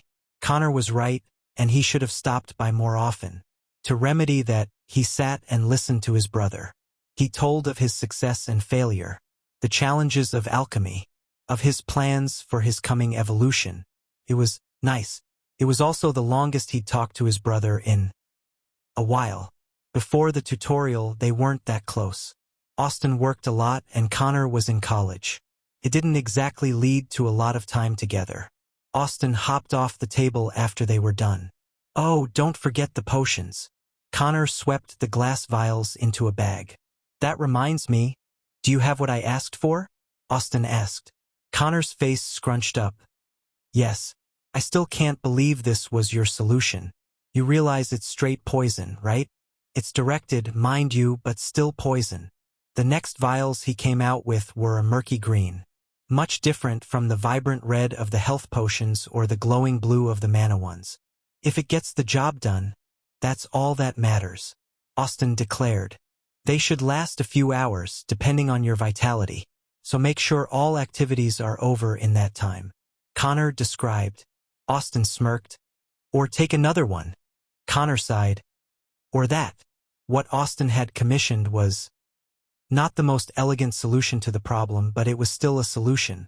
What better way to stop there from being little Austins running around than to make it impossible? A poison to target sperm. If the swimmers were all dead, nothing could get fertilized. Worry-free and endless fun. Until his vitality kicked in. Austin swept up the green birth control and added them to the bag Connor was holding before taking the entire thing. As a thank you, Austin placed a few silver coins on the table. It was a lot of money, but he had it to give. Austin was halfway out the door when Connor called out, "You'll find Grandma in the garden. She rarely leaves it these days." Austin wasn't quite sure what to do with that and just nodded. His next stop was his mother's, and that went over as expected. He'd already said goodbye to Vincent, so he moved on to other family. Little Anna was sad to see him go, but she understood. His promise that Chris would be back soon cheered her up. He left a note for when he did as well. Him and Hal both. As he went through the process of bidding his farewells, his plan solidified. Yellowstone was on the way to Mountainside, and he hadn't been to either yet. A volcano had to be worth seeing, and it was on the way. Maybe he would swing south after. Hit Denver and the other western cities. There was still a lot of land to cover, and he'd only seen a fraction of it. Chapter 328 Tale of Three Rivers. Chris POV. Hudson Bay. There was a certain amount of clarity that came with being alone. Being alone and surrounded by blessed silence led to the most relaxed I had felt in a long while. Planting the seed and experiencing my little slice of winter had a lot to do with it. I felt stupid for worrying about the decision to wait or not. At some point, I had started thinking about leveling up as a race, and it was never a race.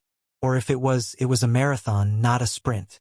It didn't matter how quickly other people leveled up. It didn't matter what anyone else did. All that mattered was setting myself up so that I had a solid road to walk down. Steady but slow steps were always better than flailing and rushed. I will wait.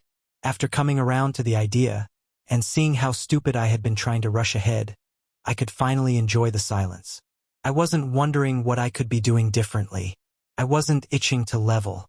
My hands were still, and my mind didn't anxiously think of other things I could be doing that would have me advance faster. Sitting in the slice of winter I created did little besides act as comfort. My bloodline was as strong and pure as I could make it. Any more would risk destabilizing the entire thing. If the power I called on when I used it was too much, it would tear apart my body rather than helping it. My body refining was as high as I could go. It followed a similar rule set as mana cultivation, and to try refining to copper would require 3,000 points in a physical stat, or at least near it. I didn't even have 2,000. Strength was my highest, and it was only 1876. My law was as high as I could realistically take it. Tier 3 laws at E rank weren't impossible, but it was basically unheard of. No one, not one person, had one. The best I could do was try to expand the ones I already had with supplementary concepts. The road to Tier 3 was going to be a long one. I felt something occur in my spirit during the battle with the orcs, but it also felt like I wasn't ready yet. Chasing after that felt like a fool's errand. It was only upgrading my skills that I could pursue, both class and profession, but I didn't feel like doing either right now, so I didn't. I just spent the better part of a year spending every waking moment thinking, performing, or studying runesmithing. I wanted a break, so that was what I did. There was one thing I did do, but it was closer to subconscious rather than taking active effort. Play with my affinity. Affinities were weird. They were much more flexible than I first assumed. They could change over time, being altered either on purpose or by circumstance. Not to mention by treasures like I had already done. It wasn't just aspect either. Ice to Arctic was a change in aspect, but it could also increase in strength. How deeply tied to it you were. How strong it was. How firm the connection between the person and the aspect presented. I'd seen requirements on some classes that read, strong ice affinity, or extremely strong ice affinity, which was a measurement of how deep my connection was. It wasn't something that was shown. Rather, it was felt. It was in how easily ice manipulation responded. How quickly and efficiently ice or ice mana responded to my call. It also affected how much mana certain skills required. The deeper my connection, the less mana it took to have the same effect. It was small, but it was there. So, while spending time in a well-earned rest, I felt it out. Played with the connection. Explored what I had and sought how to improve it. As I explored, I saw places where it was expressed. Effects that had gone unrealized. I'd had the same affinity for over 3 years now, but my mana was different. More pure, colder, fiercer, closer to the ideal Arctic than it had been before. My deepening connection had made it so, even without me realizing. I felt the mana course through me. It entered through my skin and joined the river that was already there. It flowed through my arteries and veins and filtered through my heart. Some stayed there to be left in the large pool my mana had become. Some escaped back out of my skin, back into the world at large to play and mingle with the mana saturating the world. Most of the mana inside the formation had already turned into ice, snow, or frost mana, but I was turning it into Arctic mana. There was already a lot of it in the air from mana I'd already expended, but just my presence was creating more of it. My affinity acted like a filter, and it was slowly working through any mana that I passively absorbed. Rachel was always on me about training my mana, and now was the first time in a while I had the time to do so. I didn't even consider it training, as I wasn't straining myself or trying for an end goal. Merely exploring. It was fun to watch and manipulate. Nearly as fun as the dancing auroras. Nick POV. City of Storms. They said what? Nick forced out while restraining the urge to let his lightning loose. After his newest evolution, the power felt like it was right at his fingertips. Ready to leap at his command if he so wished. The messenger stuttered and gasped like a fish. Even if Nick was releasing the full brunt of his aura on him, he needed to be better than that. It was an insult. They dispute your claim on the dungeon. They say it has been under their authority for years, and just because you now claim it doesn't make it so. The sniveling man said. Oh, Nick said and played with a bit of wind around his hand. They said all that. The man nodded quickly. It seems Three Rivers has some spine. Then, Nick commented. They weren't even a noble city, yet they were standing up to him. Conquering them was going to be fun. Also, sir, we saw an envoy leaving the city and heading east. We think they're appealing to the Admiral for protection. The man added with a bowed head. Static energy built, and the thought to smite the man returned.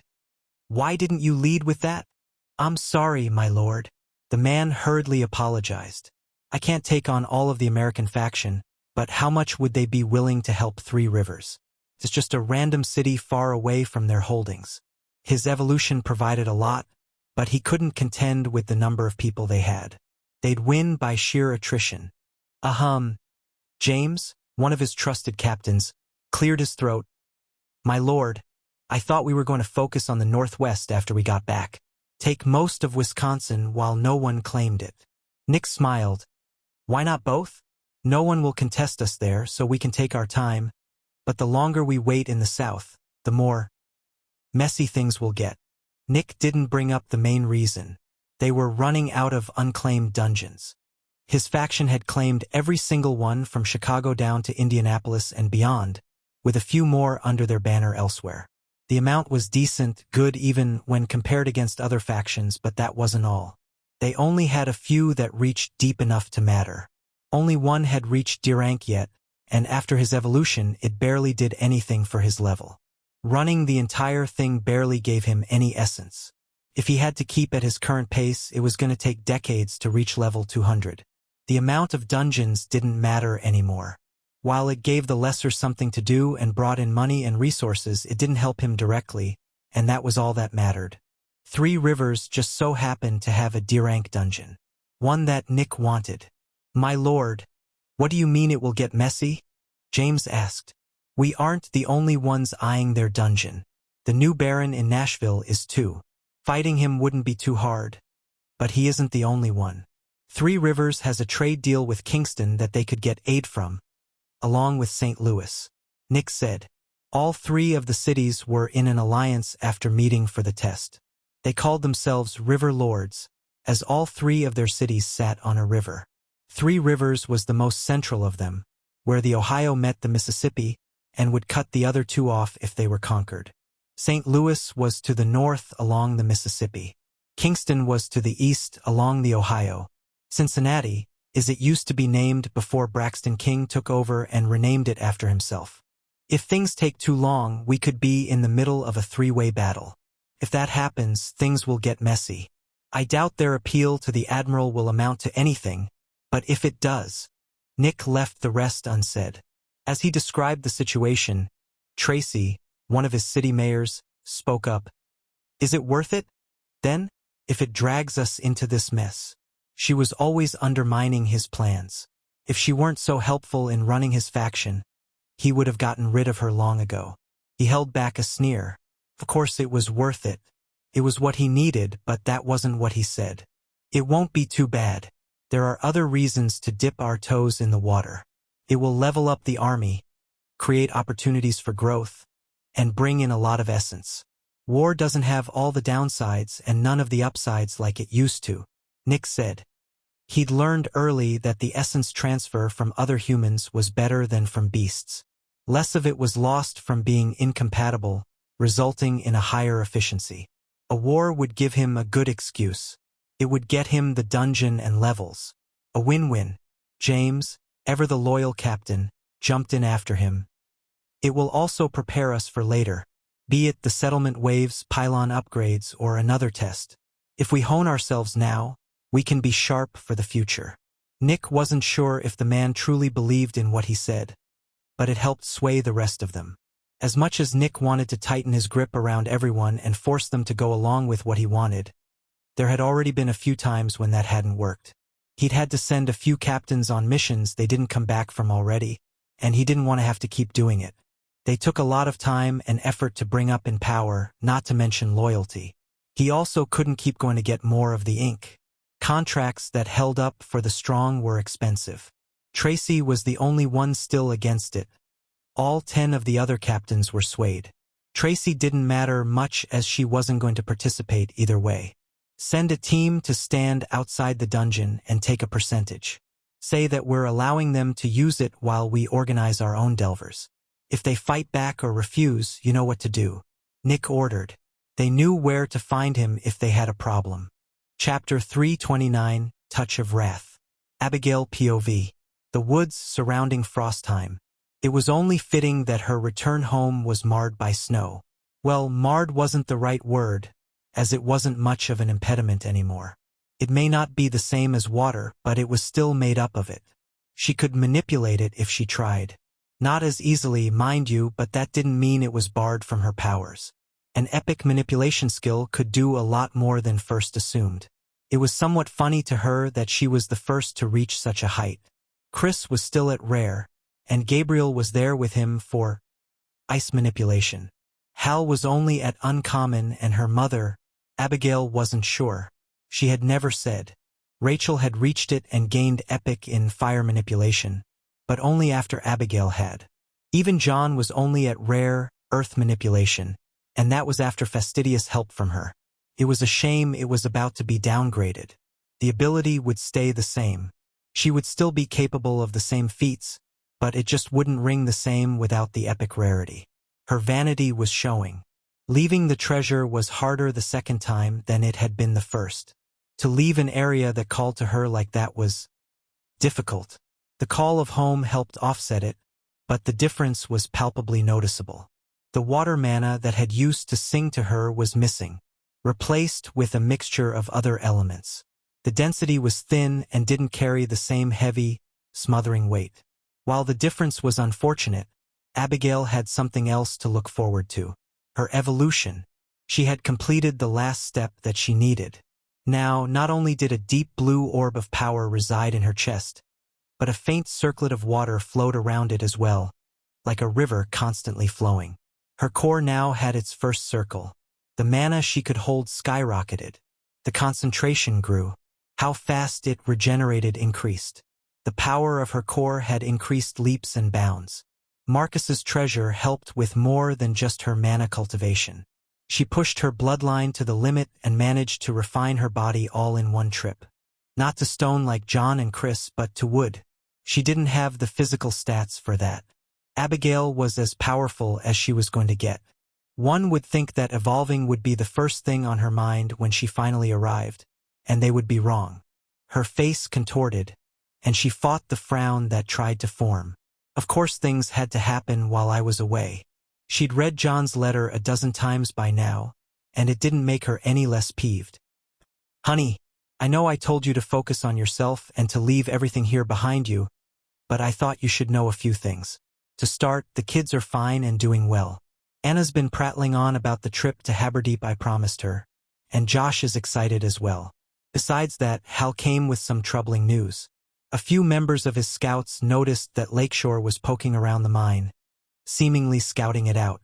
Keep in mind, this happened while Chris was north with the seed, so Hal had to run up there to inform him. Chris reacted as well as you might expect. He gave them a warning I doubt they will heed. I know you well enough that you'd kill me if I didn't send this immediately, but I want to reiterate that you need to focus on yourself. I will handle things if it comes to that, and I don't want you rushing back. Love, John. John was right. She would have killed him if she'd had to wait to find that out. He was lucky that she was already finished with everything and was already preparing to return. She wasn't angry about the fact that she hadn't been there, but the fact that she didn't know enough. Sure, she knew the pertinent details, but that didn't mean she knew the attitude everyone had. Was Chris raging mad when he found out? Was he apathetic? How much did he care, and how likely was he to do something unhelpful? Same with the rest of them. Was Hal seething? What about the average sentiment of those in the orders? She didn't know how they felt, and that was half the battle. Abigail took her frustrations out on the snow barring her way home. She forced it aside like it was the thing she was mad at. Abigail returned with little fanfare at the main gates. A few waved or called out. A few even bowed, but most acknowledged her return and went about their day. She had a much different reception at the castle. John and her babies were waiting for her, and it was hard to stay mad with them grappled around her legs. John knew it too, as he let them lead the charge. Taking the sign for what it was, she waited to go off and question Hal and the scouts until after she had caught up with her kids. It wouldn't do to return and then go straight into work. Even if a small part of her wanted to. She spent a good few hours reuniting with Anna and Josh. but she was able to get away after a while. Josh had school, and Anna had training, leaving her free to go off and figure out what the hell was going on. Her first stop was hell. She got the same rundown from the letter, but he also detailed leaving the message itself. Now they knew precisely where the city was, how tall the walls were, and other such observations the ranger was able to make. She went and tracked down the 3 scouts afterward, but they had little to add. Besides the fact that they noticed interlopers around the mine and that they reported it, that was it. It was unsatisfying. "I told you everything was being handled," John said. She'd retired to her office to catch up on what she had missed, and he had followed. Grace came in every once in a while to pick something up or drop something off, but for the most part it was just the 2 of them. "I know, but you know how I am," Abigail sighed. There was nothing more she could do on the subject. It was settled on their end. Anything more would come from Lakeshore. For them, it was a waiting game. The papers were momentarily forgotten as she gave her husband some much-needed attention. He looked good, strong, sturdy. "Your spirit is healed," she surmised. John nodded. "It is. Finally. How long ago did that happen?" "You could have." "Don't look too much into it," John cut her off. "It just happened not that long ago. I wasn't delaying anything by waiting a few days." Abigail held back what she wanted to say. If he was healed, he was ready to evolve. He didn't have to wait for her. He shouldn't have waited. But he did. "Have you looked?" she asked instead. He smiled, a boyish smile that hadn't shown up on his face in a long time. "I'll show you mine if you show me yours." She laughed, truly laughed. Now wasn't the time, but later, definitely later. "All right, Letcher, what did you get?" 2 epics I'm still deciding on. Unbreakable Wall and Aegis of Spirit and Stone. He explained, "As you can imagine, both are defensively focused, with fortitude being their primary stat. Unbreakable Wall has endurance secondary, while Aegis has strength. Both describe a guardian style of fighting, being at the front and defending those behind me. The biggest difference is that it sounds like Unbreakable Wall relies on my physicality and has skills that boost it, while Aegis is more diverse. It also hints at shield skills." Abigail hummed. "Which one calls to you?" "I know one does. I can see it in your eyes. I'd like to explore my spirit a bit more." Having it tear was agonizing, but it also showed me that I don't know that much about it. John sighed. "It also fits me better, I think." "There you have it then. And your profession?" "That one's easy. Head merchant is still the best. Chris being a baron makes being the appointed merchant for Frostheim an appealing option. It's not the only epic option, but it's the best. Epic and epic. Same as Austin. A lot of that was due to the title their faction had, but he had also done a lot of trading during the gathering. That had to account for something. "Now stop stalling," John said, sitting up. "What about you?" "All of my class options are epic, so I have a wider choice. 2 are directions I don't want to go down, so only 3 make sense. Fury of the Naiad, Tidal Mage, and High Mage of the Endless River." "Oh, fancy," John remarked. "Of the Tides? Endless River? I didn't realize I married someone so spirited." Abigail shot him a look, but otherwise moved on. "Fury details bringing me closer to my bloodline, which I don't know is good or bad. I like it, but I don't know if I need a class dedicated to it, too. Just the bloodline might be enough." She had an idea of why it was being offered. She'd pulled on her bloodline deeply during the test. Same with the other 2. Abigail suspected the Endless River came from using the River Heart treasure for most of her advancements. Tidal Mage was probably from her efforts to hold the wall. Its description hinted at her defensive feats for doing so, and John said as much as she read it out. Her profession wasn't worth mentioning. Both of them already knew what she was going to choose, as it had already been decided. Baron Seneschal was the next logical choice and a direct upgrade to what she already had. It being epic also helped. She would also have an epic class and epic profession. After the 2 of them evolved, they would have 3 at that level, including Austin. Vincent would probably get an epic smithing profession, but he would be lucky to get a rare class. More likely, he would stay uncommon. Rachel and Hal would most likely get an epic class, but it was highly doubtful they would reach very high on their profession. Rachel was planning to switch, anyway. They were in the same boat as Vinny, but reversed. That was, of course, if they weren't offered legendary, but they wouldn't know until they reached that point. Gabriel, she wasn't sure about him. He did well against the orcs and he did well enchanting, but his choice of focus was odd. He didn't focus purely on stopping power, but on spells. Guessing what he would end up with was above her. Her mom as well. She wasn't sure where she would end up either. The choice is yours, babe. I'm not one to get in between you and a decision, John unhelpfully said after she finished reading out her options. She debated, and debated, through the night and into the morning. John got out the twin boxes they had set aside. Ashley came in and cleared a room out for them with cleanse, and she was still debating. She made a choice and then immediately second-guessed that choice. She changed it, then changed it again. She talked herself in circles, spiraling further.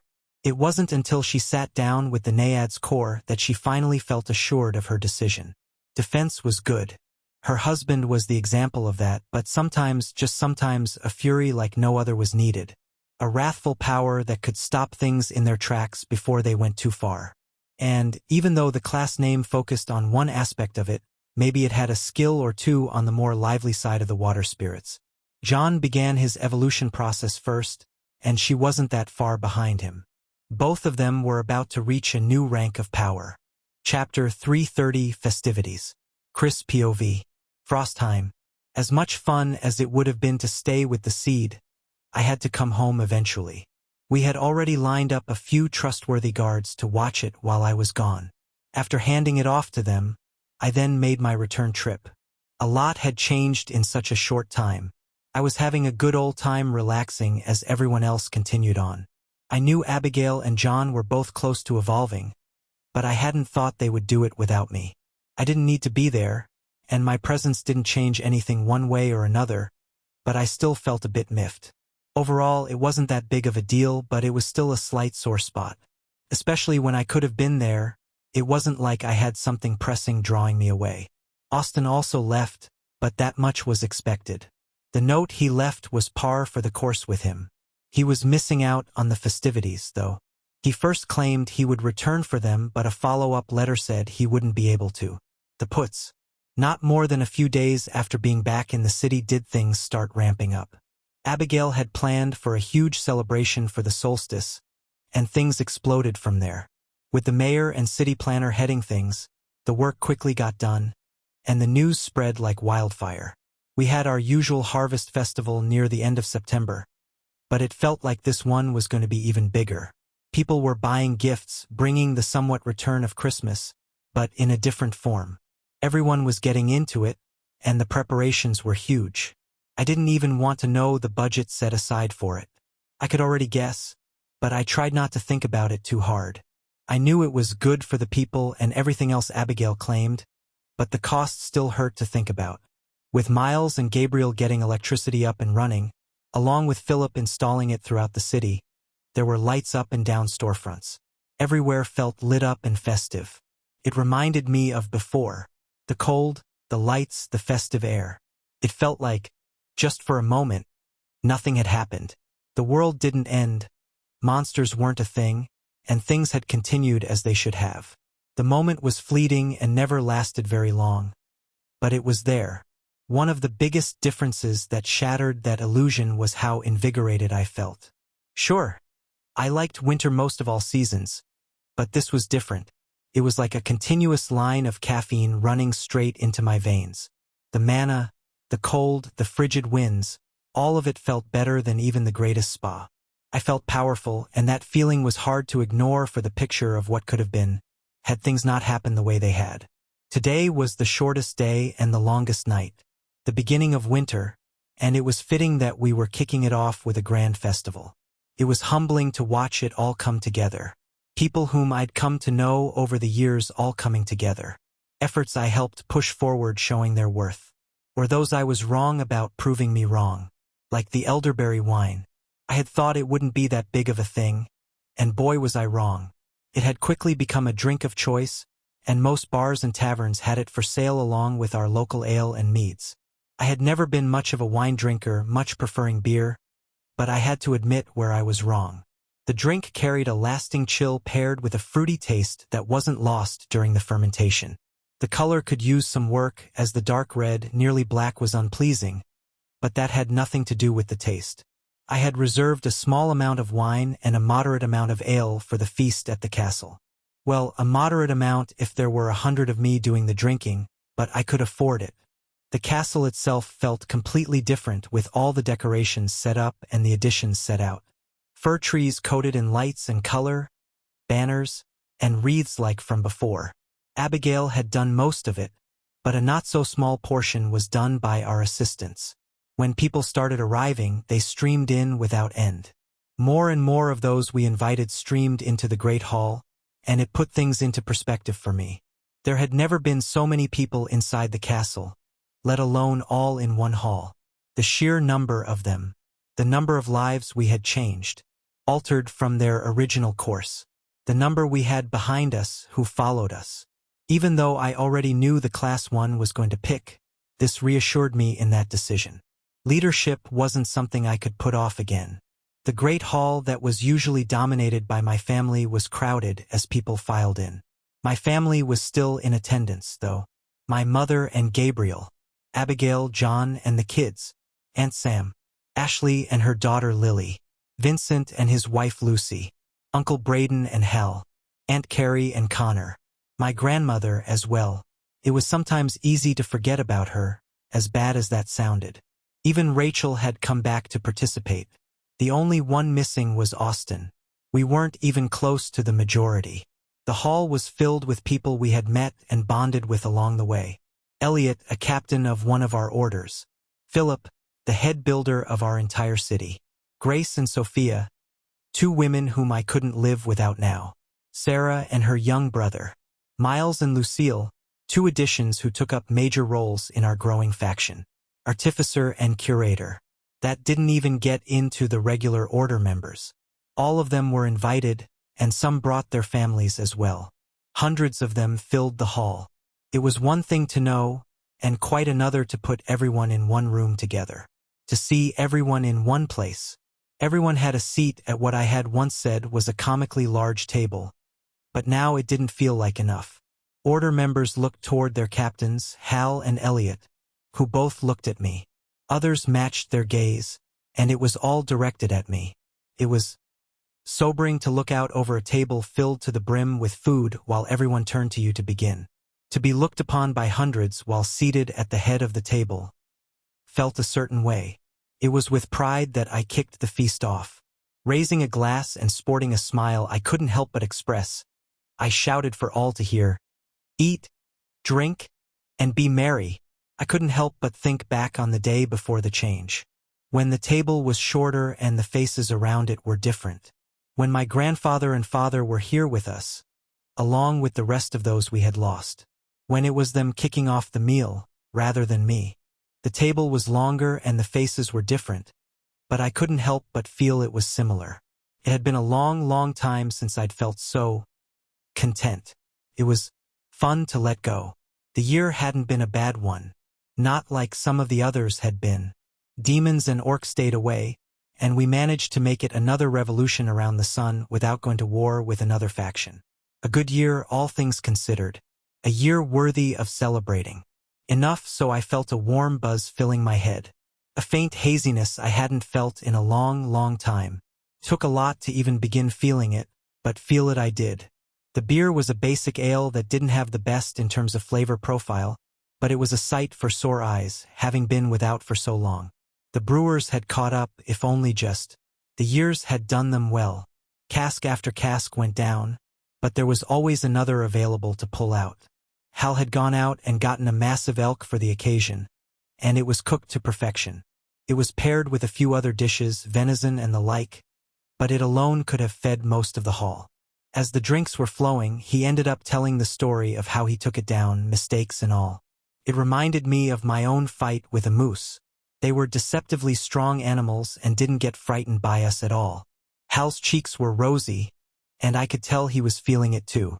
He stood from his chair and loudly proclaimed, "Next year, I'll get a bear for the occasion." I only laughed at his optimism.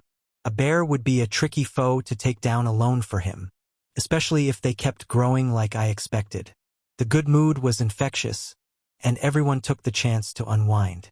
Anna and Josh ran around with all the other young children, and it was nice to see her having fun. So much of our time together had gone from me being the fun uncle messing about to harsh trainer trying to prepare her.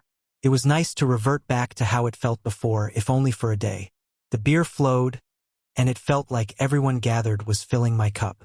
I didn't even have to ask most of the time, and a full tankard was dropped off in front of me. The buzzing got louder. "Ah, where's your famous hammer, my lord?" Elliot was in his cups and thought the address of my lord was hilarious, slurred as it was. "I bet I can lift it now. Is that a bet?" I squinted so his form would stop drifting. Somewhere in the distance, I heard a voice. Abigail's voice. "No, do not bring that thing out here." I ignored that voice. "I." Elliot pounded his chest boisterously. "Then let's see, shall we?" I grinned and ran off into the castle like an excited child. It didn't take me long to reach my forge, stumbling as I was, and it was with certain giddiness that I came running back into the hall with the weapon on my shoulder. The entire hall went from roaring chatter to nothing in mere moments when they saw me walking in, weapon in hand. All eyes turned in my direction. I confidently strode over to where Elliot sat and planted the weapon at his feet. "Let's see it then, metal boy." At this point, the people realized it was a contest and hurriedly gathered around for the entertainment. The sound came rushing back as well. His hands pointedly avoided the head and stayed firmly on the shaft as he got up and readied himself. "I'll show you, Chimpich." His body tensed, muscles bulged, and his face turned even more red. Despite the strain, the hammer left the ground. It rose slowly into the air until Elliot proudly held it aloft over his head. Seeing him accomplish it, and in such a strained fashion, I couldn't hold in my laughter. "Ha ha ha! The extra levels have done you well, my friend." Strength wasn't his focus, not nearly as much as fortitude and endurance. Elliot also had a much closer ratio of strength to agility. Much closer to even than I sported. "See!" Elliot shouted breathlessly. "I told you I could do it." Whether it was the drinks, the elation, or just plain forgetfulness, but instead of setting the weapon down gracefully, he dropped it like it was a lifting bar and he just got done with a power clean. The chair behind him shattered into splinters as the hammer came crashing down. Even the stone floor was dented. Abigail grabbed her face and sighed, but I burst out laughing. Who's next? A drunken boast had quickly turned into a contest, as they were off to do. Order members of all classes came up to try. People who had only ever seen my hammer at a distance didn't miss the chance to get closer and touch it, even if they utterly failed to lift it. Even children, who most had been whisked off to bed by now, but the lucky few whose parents allowed them to stay, gave it a shot under a watchful eye to not touch the ice. It was uproariously funny to watch people struggle, and it was all in good fun. The buzzing got louder. An idea appeared. My mind was hazy, and very much didn't like to work through such a haze, but the idea appeared nonetheless. A song, a Christmas song, got stuck and I couldn't let it go. I had power now, and what good was magic if I didn't use it? Was it responsible? No. Was it funny? Yes. Was that all that mattered? Also yes. I gathered mana, sloppily and inefficiently, but it didn't matter. I gathered it and sent it up into the tall ceiling with only one intention. Let it snow. I had the power to make it snow. What did it matter that we were indoors? Christopher Taylor Zelensky. Oh, maybe it wasn't the best idea. End of chapter 330.